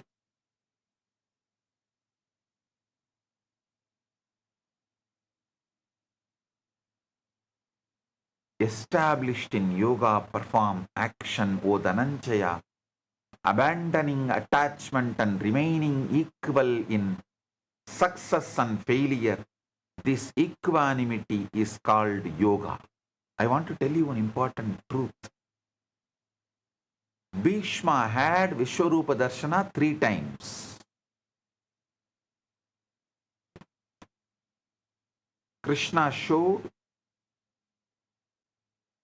Vishwarupa to Bhishma also when he showed for Arjuna. Listen, the Mahabharata clearly documents when Arjuna was receiving Gita, when Krishna revealed Bhagavad Gita, only 3 people heard and saw fully. Sanjaya, Arjuna, Bhishma. 4 persons heard, 3 persons saw. those who heard and saw is Arjuna, Sanjaya, Bhishma. The person who only heard but did not see is Dhritarashtra. Mahabharata documents very clearly. So when Krishna showed Vishwarupa, Bhishma also saw.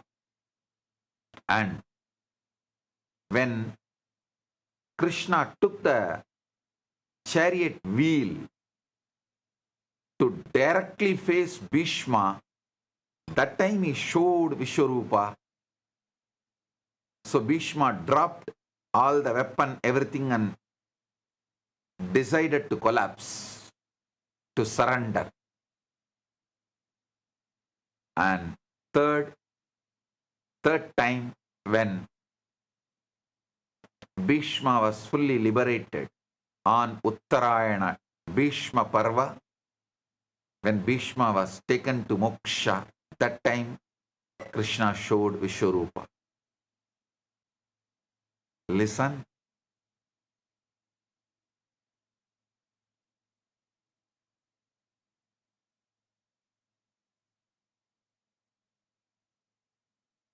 All three different situations.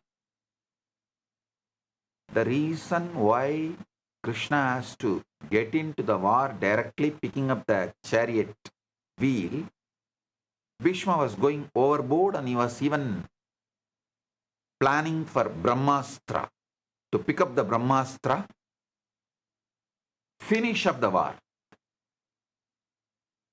Then Krishna has to enter into the scene. No. Srishti nashta ho gaya. No. That cannot happen.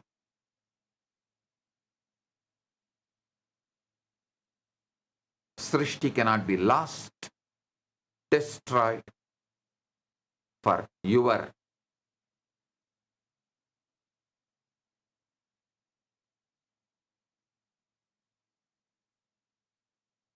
feelings or the side you have adopted.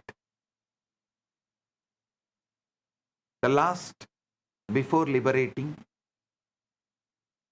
Krishna shows Vishwarupa. Then Bhishma, from the deathbed, the bed of arrows, he sings Vishnu Sahasranama. Vishwam Vishnur Vashatkaro Bhuta Bhavyabhavat Prabhu Bhutatma. He continues the whole Vishnu Sahasranama. That was the time Krishna tells Dharmaraja to receive all the lessons of Dharma from Bhishma. So Dharma and Panchabandavas and Draupadi, all of them received the lesson.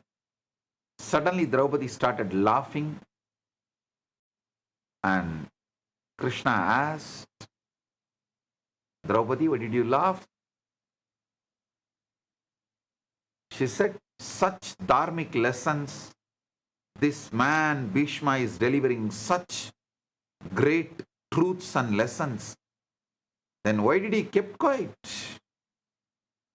Why this Dharma did not function in him in the Rajya Sabha when my clothes were pulled, when I was literally physically abused? Beautifully Bhishma answers, the food I ate, that became muscle memory and stopped my bioenergy functioning fully. But now, due to the Arjuna Banas, all that blood has left, all that muscles are gone, and those muscle memories are also gone. So my pure bioenergy is awakened. And now, especially with this Vishwarupa Darshana, I am in that pure conflict-free Dharma state. So understand,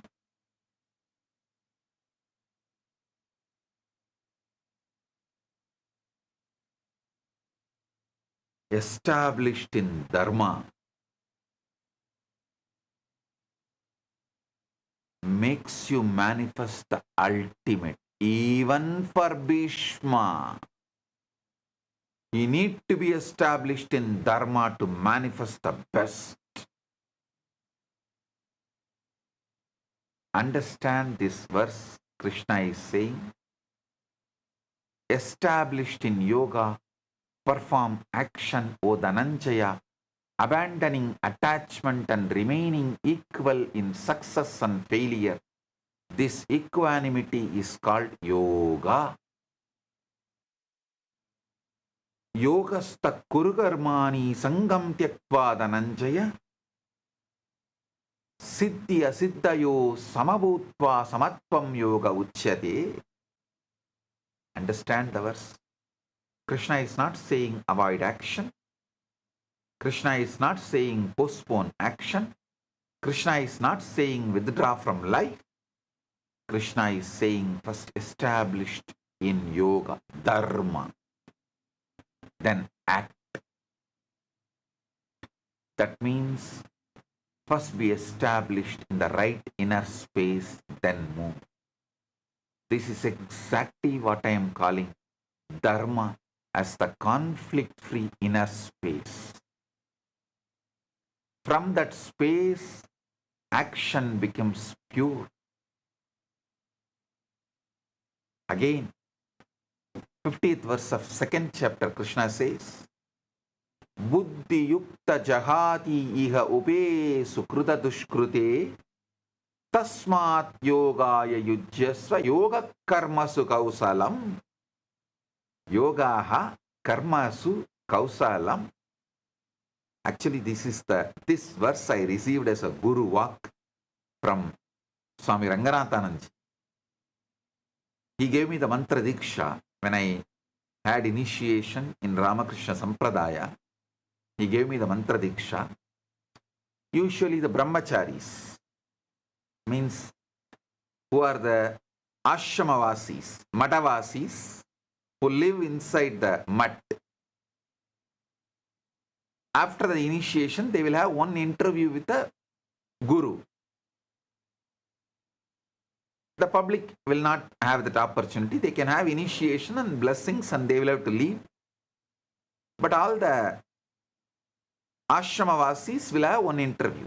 So after my initiation, I went and shared. Actually, I had a wonderful experience. Before Swamiji Ranganathananji gave the mantra appeared in me in my darshan, and had the darshan of Devi, and mantra appeared, and darshan of Sharada Devi. I expressed all these darshans and he said, all this is true. These darshans, what you had is true. They are not dreams or imagination or illusion or delusion. They are true. Then I asked him, give me one truth, one satya. I'll take it as your prasada and live. He gave this verse exactly. Buddhi yukta jahatiga ube sukruta dushkrite tasmat yogaya yujyasva yogaha karmasu kausalam. I still remember even body language, tall figure, sitting.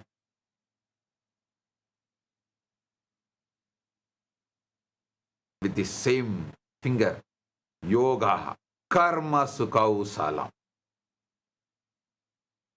He's a born Malayali. So that kausalam you will chant as kauchalam. That sa will become little. That Malayali accent. Yogaha karmasu kauchalam.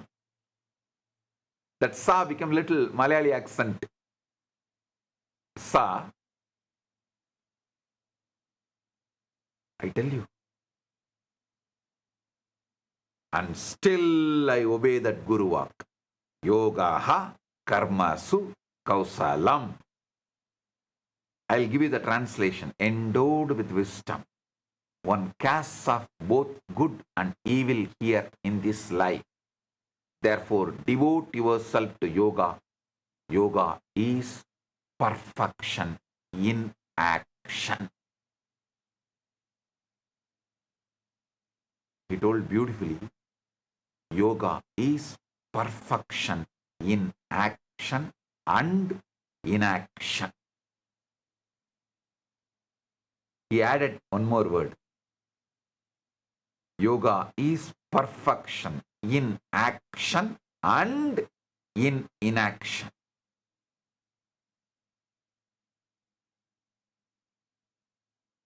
This one verse is enough. And still I follow this.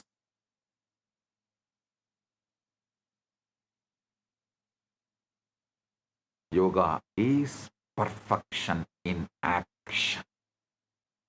Perfection in action does not mean manipulation. Perfection in action does not mean overthinking.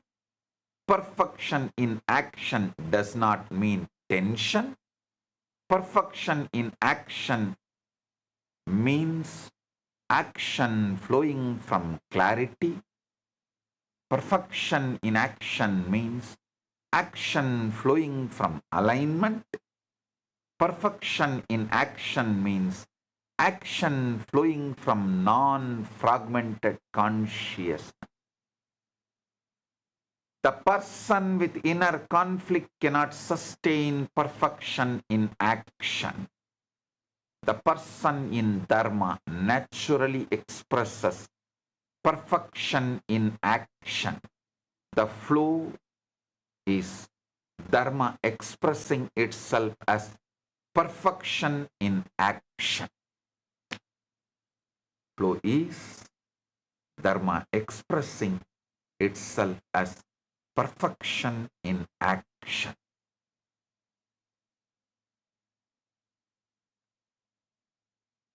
Listen. Freedom from mental fever and the source of flow.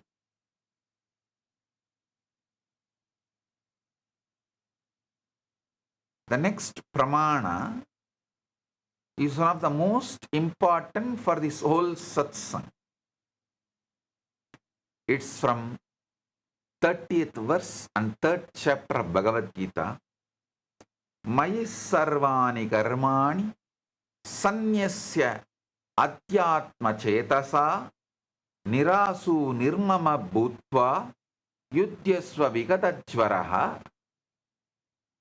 Surrendering all actions to me with consciousness centered in the self, free from expectation and possessiveness, and free from mental fever, engage in action. I wanted to highlight one word from this verse. Vigadachvaraha means free from mental fever. This is one of the strongest scriptural definition of flow. Action without mental fever is flow. Manifestation without mental fever is flow. Decision without mental fever is flow. Leadership without mental fever is flow. Most people are not acting, they are acting with fever. Most people are not manifesting, they are manifesting with anxiety. Most people are not deciding, they are deciding with the psychological heat. This verse means act free from jvara, free from fever. This is the foundation of effortless action. Effortless action does not mean no intensity, it means no fever. Effortless action does not mean no responsibility, it means no psychological burning. Effortless action does not mean no action, it means action from the center. This is why I want to tell you, listen, do not manifest with fever, manifest with centered fire. Pressure is not power. Mental fever is not sincerity. The more unclutched you are, the more effective your action becomes.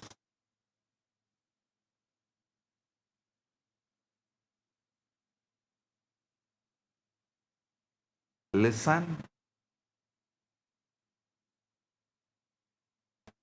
Manun Mauna.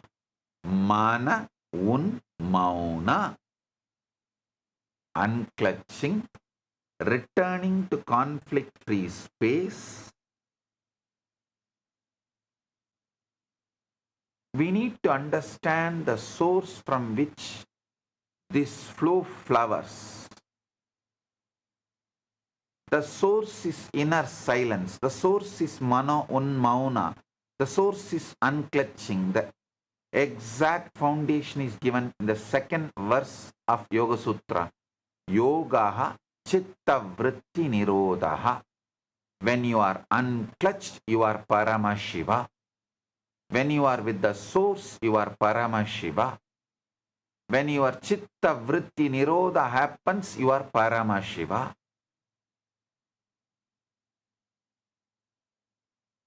The fruit of that state is given in the third verse. Tata trashtuhu swarupe vastanam. Then the seer abides in its own true nature. Understand? That means when the fluctuations of mind settle, you return to your original space. The original space is not confusion. Original space is not fear. That original space is not contradiction. That original space is conflict-free. That original space is Dharma. That original space is Paramashivatva. That original space is Nirvikalpa Samadhi. From there, flow becomes natural. Kathopanishad says beautifully, Yata pancha avatishtante jnanani manasa saha buddhischa na vicheshtate tam ahu paramam gatim. When the five senses stand still together with the mind and the intellect does not move, that they call the supreme state.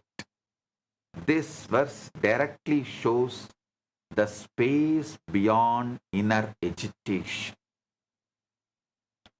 Unclutching is the practical bridge to this space. Whenever fear comes, unclutch. Don't argue with fear. Don't try to quench the fear. Don't try to put the fire off.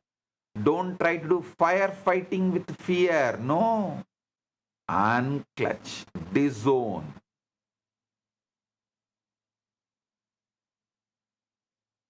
Whenever overthinking comes, unclutch. Disown. Diverse. Don't try to sign peace treaty with fear.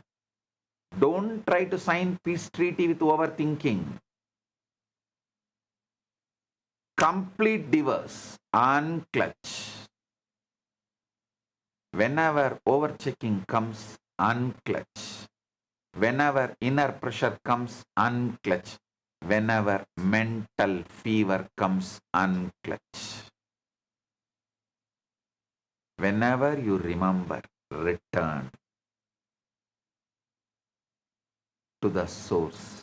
You don't have to create Dharma. You only have to stop clutching conflict.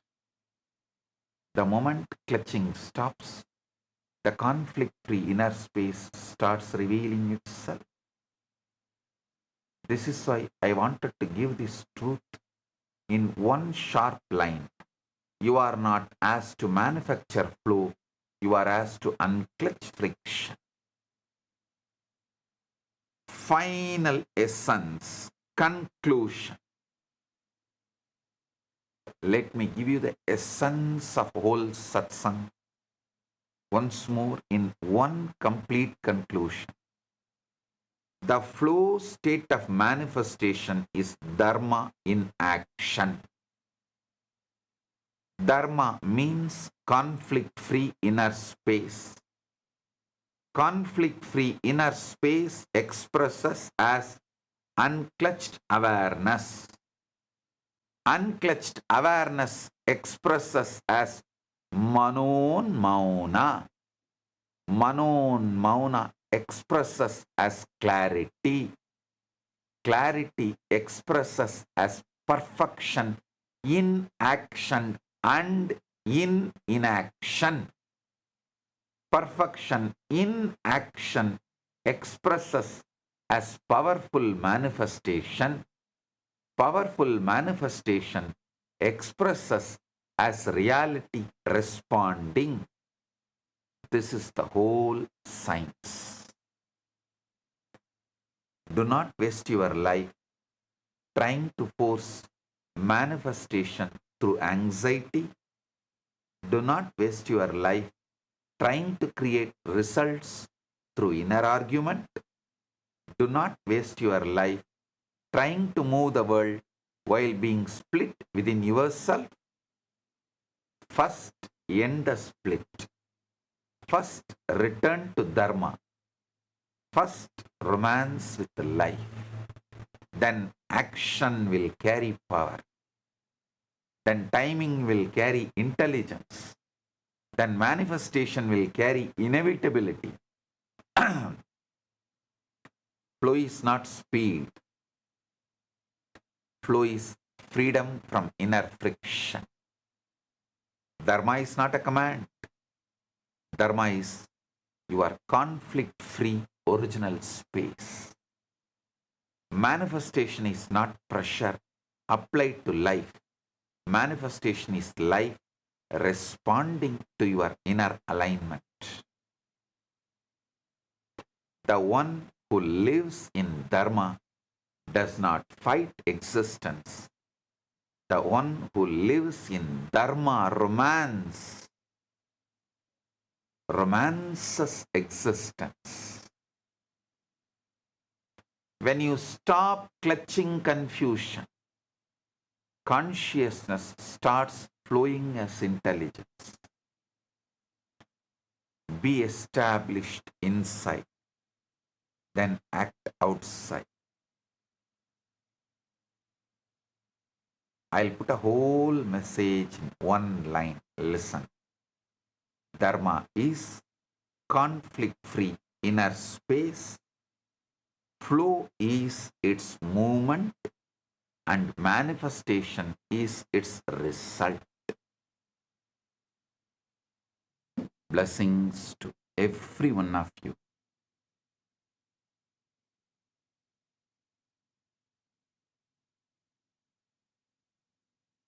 Blessings.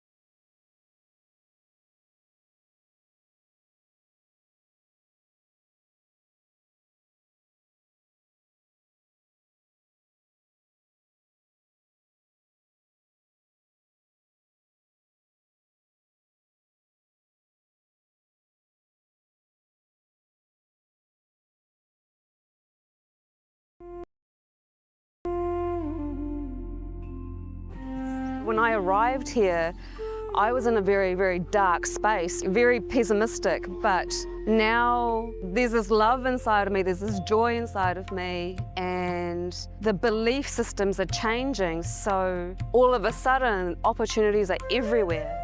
I've been learning the yoga from other sources previously, but the Swamiji's yoga is the only place from authentic source. It's really, really different. Also enjoying the pure vegetarian, organic, sattvic foods. This special yoga makes my body more flexible, and Swamiji is teaching me what is intensity, what is integrity, and what is discipline. Before coming, I twisted my left wrist during basketball game, and I barely can use my left hand. After few training, my hand can sustain my body weight, and now everything looks normal for my left hand. Starting early in the morning with some yoga to move the body, then puja to move the spirit, then these talks that really dive into my subconscious mind to really get into these root patterns of my life and to really release that emotional charge once and for all from my being. In day 28, I am complete. I think the biggest breakthroughs for me were like completion with my social circle, like my parents and relationships. So I really felt deep healing experiences. Also, I kind of manifested different powers. For example, I could do remote vision. Another thing that I manifested was body scanning. I would say the last thing that really touched me was how everything is so kind of personal. The whole experience, like people really attend to you, they care about you. You're not just a number in a program, but you're treated like a real being. So I really appreciate that. Everybody has a wonderful breakthroughs and experiences. Life-changing process once you have joined. I would recommend this to anyone who wants to make a big shift in his life, a big change. Not even just like growth, but for personal transformation and breakthroughs, because this program just brings you to the next level. If anybody is just tired of being tired and wants to do something new in his life, I encourage you to come and try PSS. Make it happen for your life. You're not gonna regret it. You're gonna love it and you're gonna do it for yourself.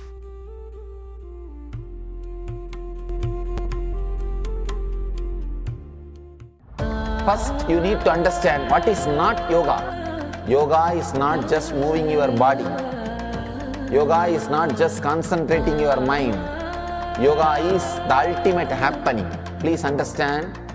Strong cognitions exploding into your system and changing your whole brain's alchemy, bring you in the space beyond any description and release such intense ecstasy into your system is yoga from my experience. The postures, stretching your body, everything is to align your system to retain that alchemy experience.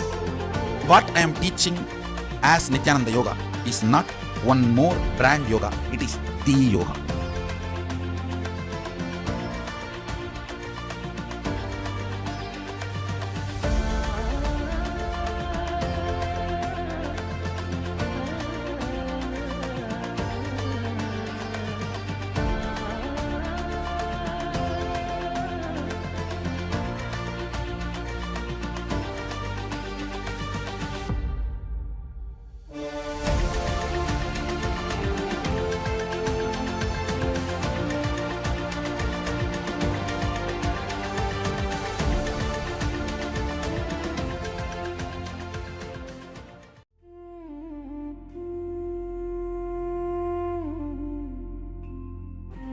When I arrived here, I was in a very, very dark space, very pessimistic, but now there's this love inside of me, there's this joy inside of me, and the belief systems are changing, so...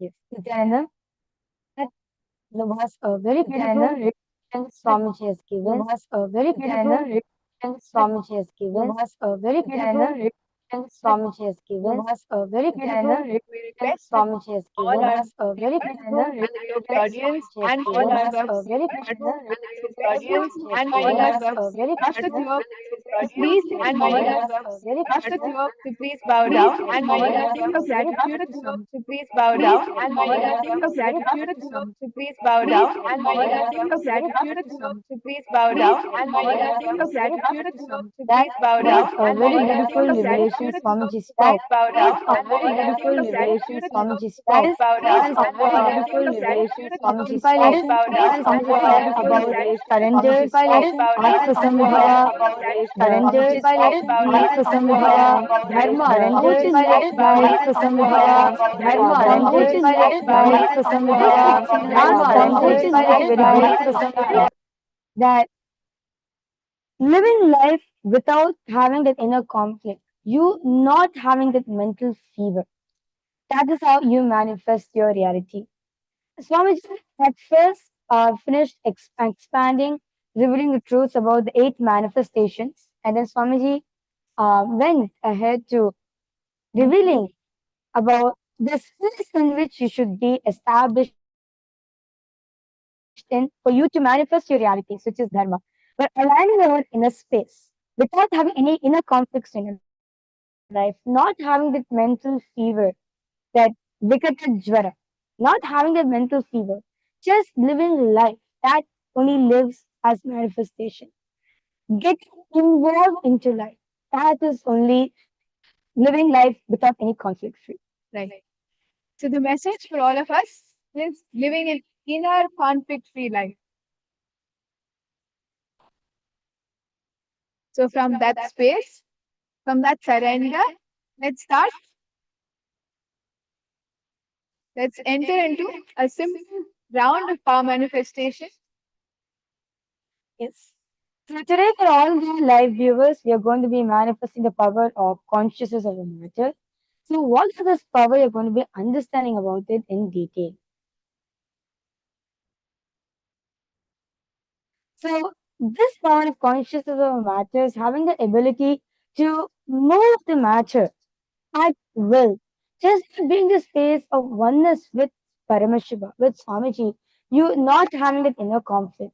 You're manifesting a power where anything you want, any matter you want, any obstacle, you can command it. You can move it as per your will. This is not this power that Swamiji revealed. It's not just for matter alone. Any obstacle that you are facing in manifesting your own realities as well, you can actually move it by manifesting this power.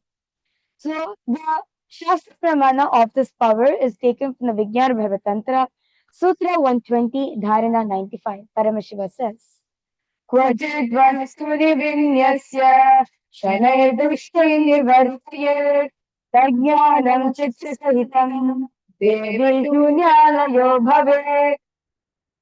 The meaning goes, Bhagwan Paramashiva says, having fixed one's eyes on a particular object, vastu, one should slowly withdraw the sight from the object, as well as slowly eliminate the knowledge of that object along with the thought and impressions of it. Then, O Devi, one abides in Shunya, the state where there is nothing other than this exists, which is the state of all inclusiveness or infinity. The next is chapter Pravana, which is taken from the Leelas of Paramashiva. So according to the Shiva Purana, the city of Madurai was once ruled by the Pandyan king, Abhishek Pandyan. Who was the great devotee of Paramashiva. It is recorded that Paramashiva chose to bless the king by appearing to city in the form of a Siddhar as Ellam Valla Siddhar. The Siddhar was said to perform many extraordinary acts such as making elderly people appear young, turning iron into gold, and curing illnesses. Because of these acts, the news of the miracle performing Siddhar, which is Ellam Valla Siddhar, spread widely among the people of Madurai. The king desired to see the Siddhar and sent guards to bring him to the palace. However, Allamvala Siddhar refused, stating that anyone wishing to see him should come to him, as he had nothing to gain from the king. Later, when the king encountered him at the temple, everyone stood in respect except the Siddhar. Feeling challenged, the king tested him by asking him to feed sugarcane to a stone elephant statue. The Siddhar accepted the challenge. He proudly offered the sugarcane to the stone elephant, which, to the astonishment of all present, came to life, trumped, stretched his trunk, and ate the sugarcane before turning back into stone. And this event was later understood as a divine Leela of Paramashiva. So you can see very beautifully Paramashiva in the form of Siddhar manifests this power of conscious over matter. The stone elephant, which is actually till date that actually Swamiji revealed a stone elephant there in the temple of Madurai, which is actually a pillar. And that came to life and ate the sugarcane from the king. And of course, the king understood that it's Paramashiva himself who had come and done this Leela. And next is Swamiji's own experience of this pub. In Swamiji's own words, Swamiji said, when you are one with nature, nature listens to you. One day, people were sitting and talking, and he was explaining about one yoga sutra. I said, how can that be? He wanted to feel one with the rock. I just contemplated, meditated, and I was feeling one with the rock, the huge boulder. When I was in the ecstasy, he just moved my hand, said without telling me. He moved my hand.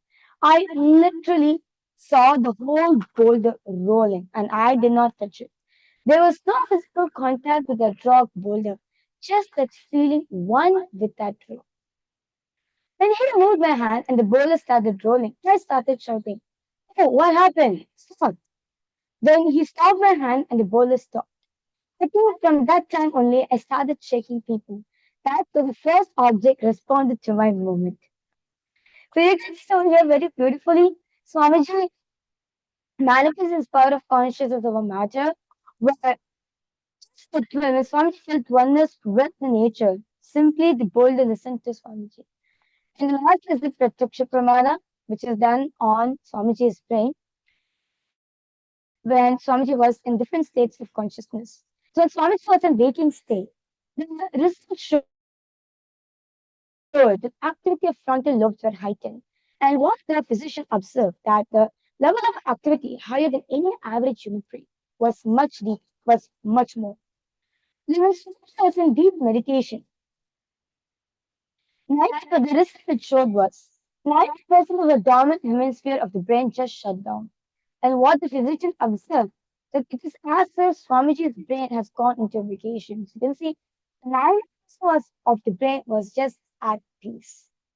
And the next, when Swamiji entered deeper states of consciousness, the result shows the lower portion of the mesial frontal areas lightened up in a significant way.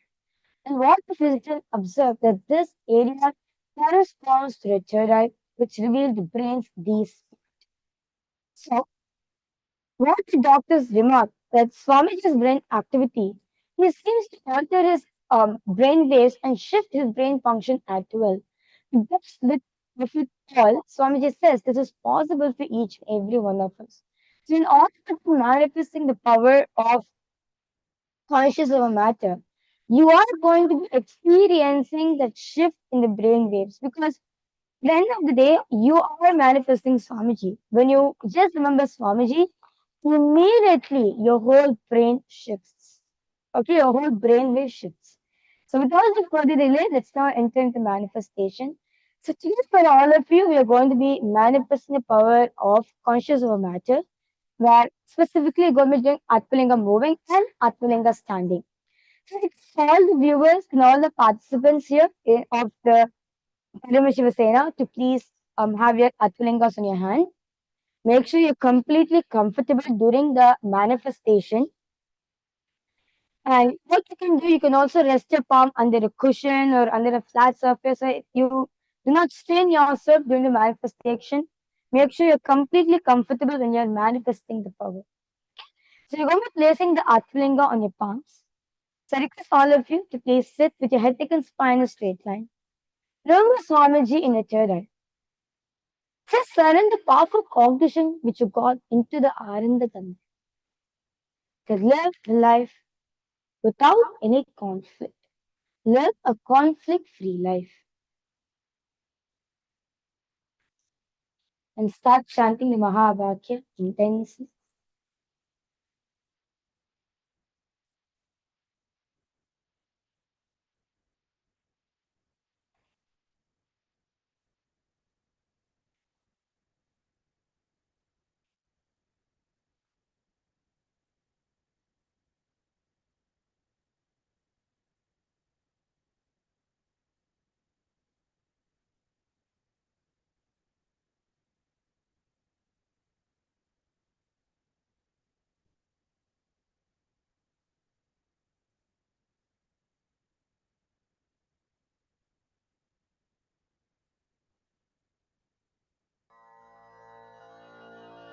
Ananda Paramashivananda Paramashivananda Paramashivananda Paramashivananda Paramashivananda Paramashivananda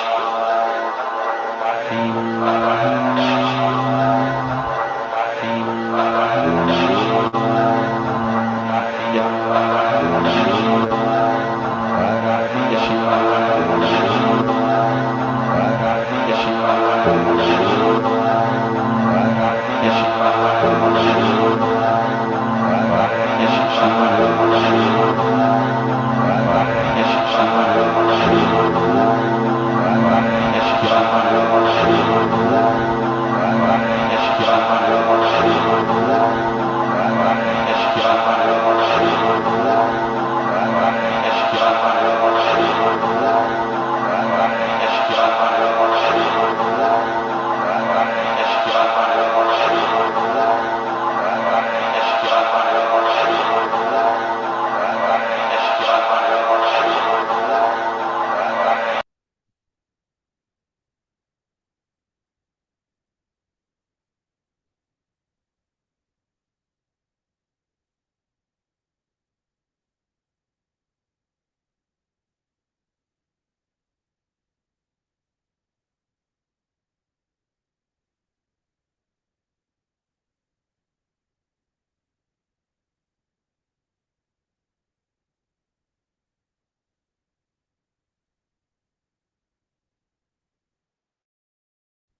Om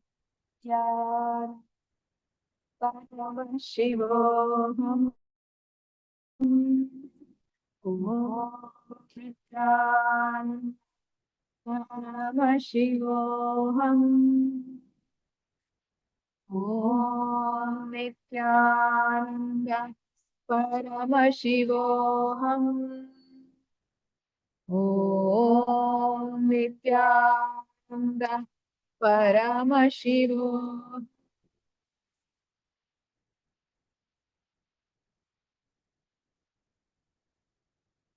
Paramashivoham.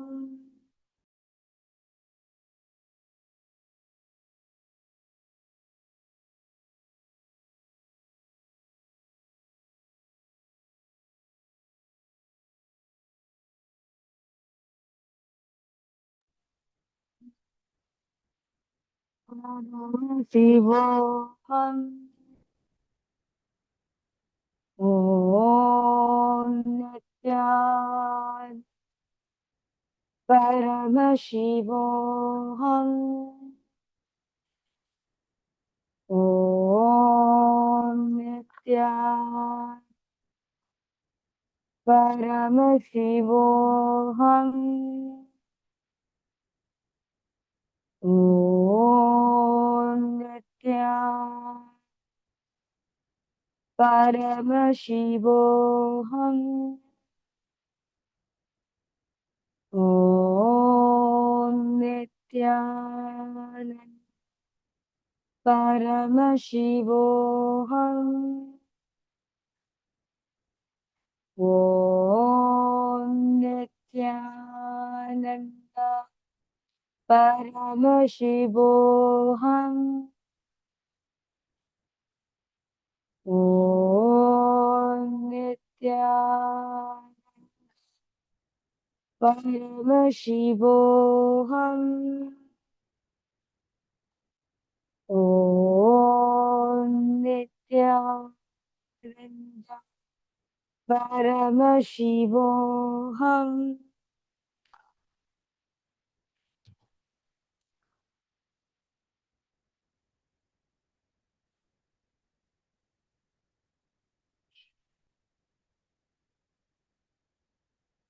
Yes. All of you can slowly relax yourself. We request all the viewers and all the Ratsabha members and the Chitsabha members and all the participants to post your manifestation, your manifestation results.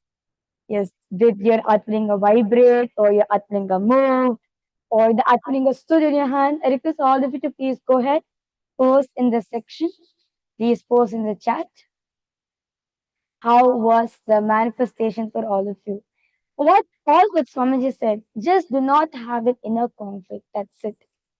Have that pure space of conflict. Like have the space of untouching. That's only the thing which is needed.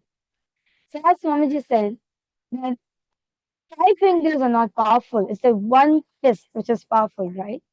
So the one fist is about what? You not having an inner conflict and just allowing Paramashiva to manifest in you. And when you are manifesting, this is our experience, right? When you're holding the Atmalinga, there's always this conflict. Am I holding this right? Is this moving left? Is something moving right? Or is this okay? Am I supposed to do something? Am I supposed to think something? Am I supposed to talk something? Is there something supposed to be done?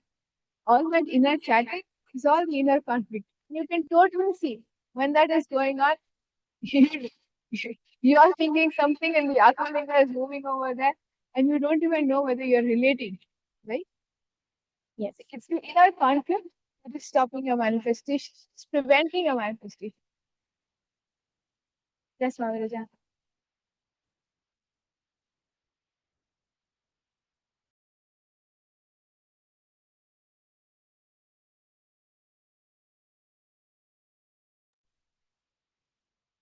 Yes. For all the viewers, I request all of you to please post in the comment section. What is your takeaway from today's satsang? In today's satsang, Swamiji revealed many profound revelations.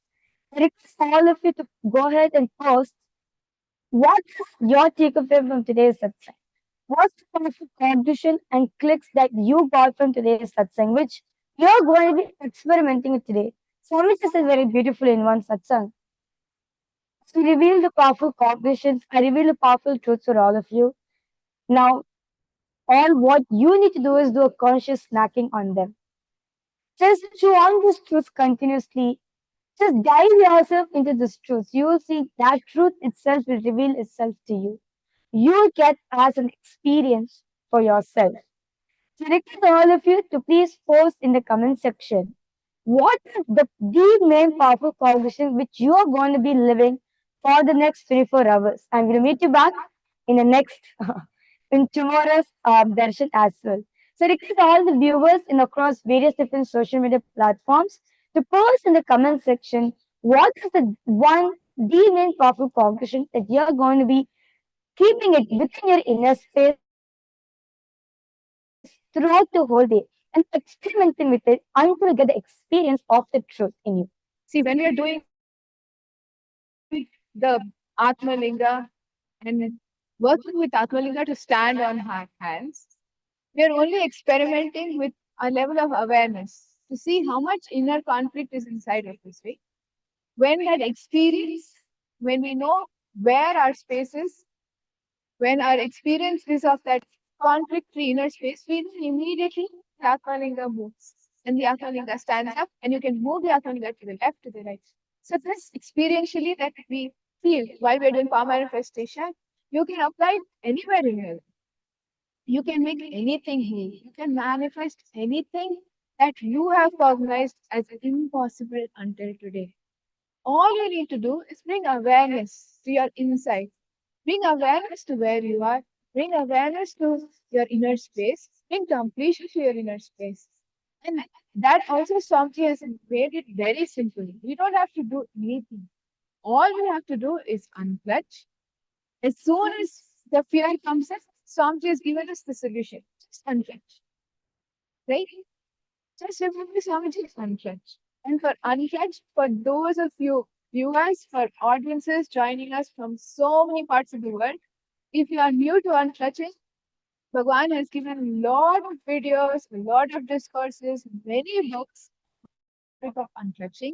You can visit our playlist on unclutching in the YouTube channel of the SPH Bhagwan Nithyananda Paramashivam. You can sign up for the various courses from the Nithyananda Hindu University and experientially experiencing unclutching in various dimensions of your life to get trained, to get oriented, to become part of making unclutching part of your biomemory. We welcome you to come to the Paramashiva Sena program, which is the United Ancient Nations 31-day summit. So there are so many different ways the SPH has made unclutching available to you. Right now, as you're sitting with us, you can experience in this very few seconds. It does not take time, it does not take any kind of training, it does not even require you to know unclutching. All you need to do as you're sitting with us now and manifesting and watching this live, apply any powerful cognition that you heard from the discourse today. Either you can apply inner conflict free inner space, or you can take fear, whenever fear pops up, unclutch. Or you can look at how you can really work with your sleep and reach a Satori space. There are so many truths. One satsang alone can make you experience and give you the glimpse of power manifestation. Right? So from there, it is up to you of how much you want to make manifestation a part of your life. If you want to make it part of your day-to-day life and to take it up all the way to become a member of Parliament of the nation, you are welcome. You are welcome to join us in the United Ancient Nations 31-day summit in Paramashiva Sena program. And of course, now as we are continuing to talk to you, we're listening to you from various places here on YouTube and all the other social media channels. And we can see several of you are giving gratitude to Swamiji and requesting blessings. We welcome you. And of course, Swamiji's blessings are there. So we welcome all of you. Please share with us how Swamiji's powerful truths have been helping you in your life to bring solutions for all your problems. Yes. So this 30-day program, which is the Paramashiva Sena program, I would say this is a must program for every single one. Those of you who have already attended the Paramashiva Sena or those of you who are new to the Paramashiva Sena program, I think all of you, this the Paramashiva Sena program. It's a 30-day program where you are sitting in Swamiji's breathing space and you're actually removing the inner conflict what's happening in you. Be with the lifestyle, the routine which Swamiji has designed for the whole 30 days, right? So you wake up in the morning, you do intense Nithyananda yoga, you do 100 asanas of the Nithyananda yoga, of the Sakala Vinyas Krama with the 12 components, followed by the Nitya Puja, where you offer your gratitude to Swamiji, and then you do the power manifestation. Then you enter into the completion, various different completions you have, like be with completion with the pain patterns, completion with your health, wealth, your relationships, or even the fears of that, how to become your own boss in every single aspect of your life, in every single field, experiencing that space of completion, not having an inner conflict in you. So you experience that as a reality. So you can manifest whatever you want as a reality. Is this completion process? This completion process is tailored, is given by, designed by Swamiji himself for each and every single participant, so that all of them, at the end of the day, when they go back as a new being. I would say they go back as Paramashiva. They become a Paramashiva Sena actually. They they are not just a person has a, of course there are lots of transformation, but they are going back as Swamiji to their home.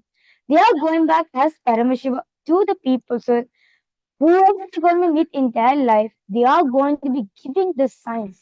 They are going to be gifting this gift to them as well. And of course, the cycle continues. More people come, get benefited from it. So I encourage all the viewers watching us right now, do come and join for the Paramashiva Sena program. The next season starting at July 1st.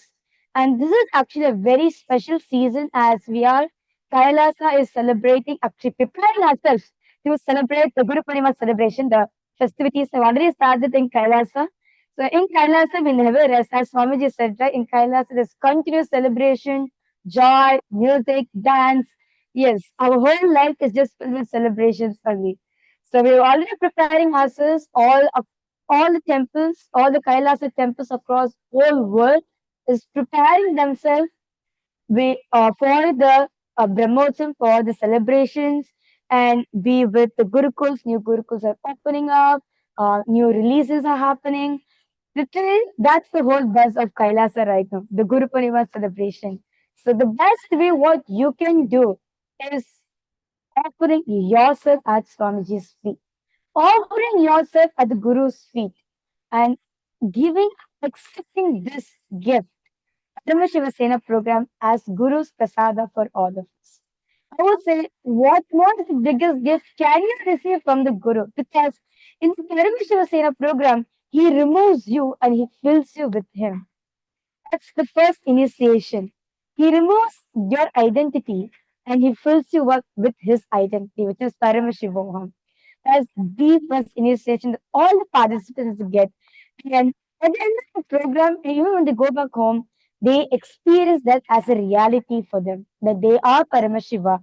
As Paramashiva, they can manifest their realities. Yes. So with this, we thank you so much for joining us on this live satsang. We appreciate you staying back and experiencing these powers.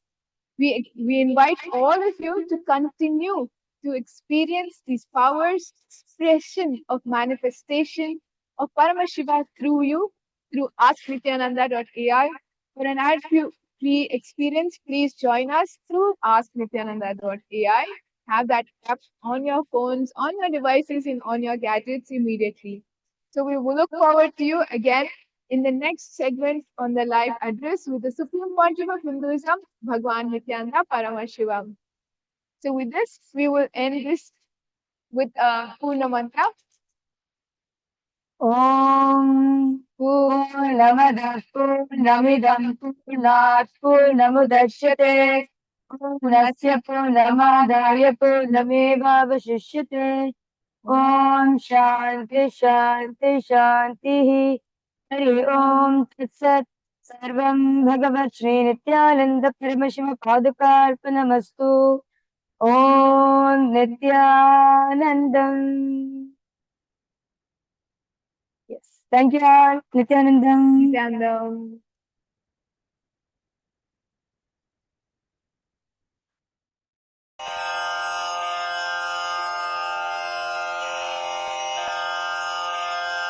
श्रीकैलासोन्नतद्वादशान्तश्यामलापीठारूढ श्रीमीनाक्षिसुन्दरेश्वरा भिन्नस्वरूप परशिवपुत्ररत्न Kumar गुरुमण्यतुल्यावतार श्रीपार्वतीस्तन्यपानलब्धदिव्यज्ञान विश्रुतसकलनिगमागमसारभूतद्राविडवेदप्रवक्त्रे श्रीमत्परमशिवकरुणासमधिगतमुक्तामयचतुरश्रयान् गीयमानछत्रचामर श्रीचिह्नकाहलादिसमस्तबिरदावल्यलङ्कृत ज्ञानविज्ञानचक्रवर्ती सर्वजनसङ्घसद्यो निर्वाणदीक्षाव्ययापवर्गवर्ष विश्राण Jimuta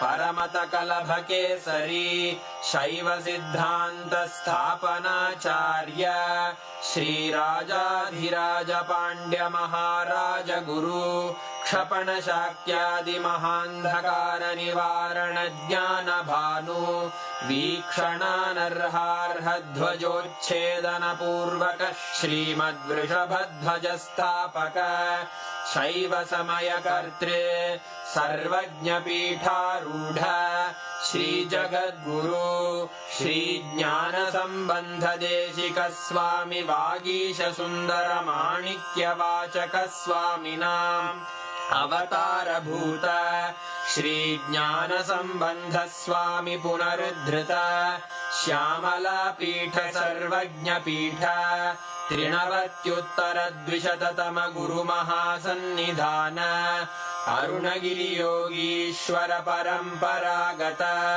Arunachal सर्वज्ञ पीठ गुरु महासन्निधान कैलास परंपरागत कांची कैलास सर्वज्ञ पीठ त्रयस्त्रिंशदुत्तरद्विशततम गुरु महासन्निधान नित्योत्सव नित्यमंगल नित्य कल्याण नित्यरजित कैलास परंपरागत आदि कैलास नित्यानंद पीठ महासंस्थान महासिंहासन पीठ कर्तः साक्षात् श्री परमशिव समुद्भूत कैलास परंपरागत वैवस्वत मनु इक्ष्वाकु हरिश्चंद्र भगीरथ श्रीरामचंद्र शूरसेन इत्यादि अनवच्छिन्न सार्वभौम चक्रवर्ती परंपरागत चतुष्षष्टि योगिनी मंडित चतुष्षष्टि संप्रदाय प्रवर्तक मनुधर्म शासन सूर्यवंश प्राप्त सर्वज्ञ पीठ सुरांगी साम्राज्य मूर्धाभिषिक्त चूड़ामणे साक्षात् श्री परमशिव समुद्भूत कपिल महागुरु पुनरुद्धृत महानिर्वाणि पीठ अष्टोत्तर सहस्र श्री महामंडलेश्वर साक्षात् श्री परमशिव सिंहासनाभिषिक्त समस्त गणनायक श्री महागणपति समारंभ अनवच्छिन्न पीठाधीश्वर गुरु परंपरा प्राप्त अटल पीठ अष्टोत्तर सहस्र श्री अटल पीठाधीश्वर धर्म मुक्ति स्वर्गपुर स्वर्ण पीठ त्रयोविंश गुरु महासन्निधान कैलास परंपरागत आदिपीठ सर्वज्ञ पीठ जगद्गुरो श्री कैलास पुनरुद्धारक श्री कैलास परमाचार्य श्रीमत् परमहंस परिव्राजकाचार्य वर्य सच्चिदानंद प्रणव स्वरूप श्रोत्रिय ब्रह्मनिष्ठ श्रीमज्जगद्गुरु श्रील श्री भगवत् श्री नित्यानंद परमशिव श्री ज्ञान संबंध देशिक परमाचार्य स्वामिन् अत्रागत्य परिपाल्य च अस्मान् विज्ञान वितरणेन विजयी भव जय जय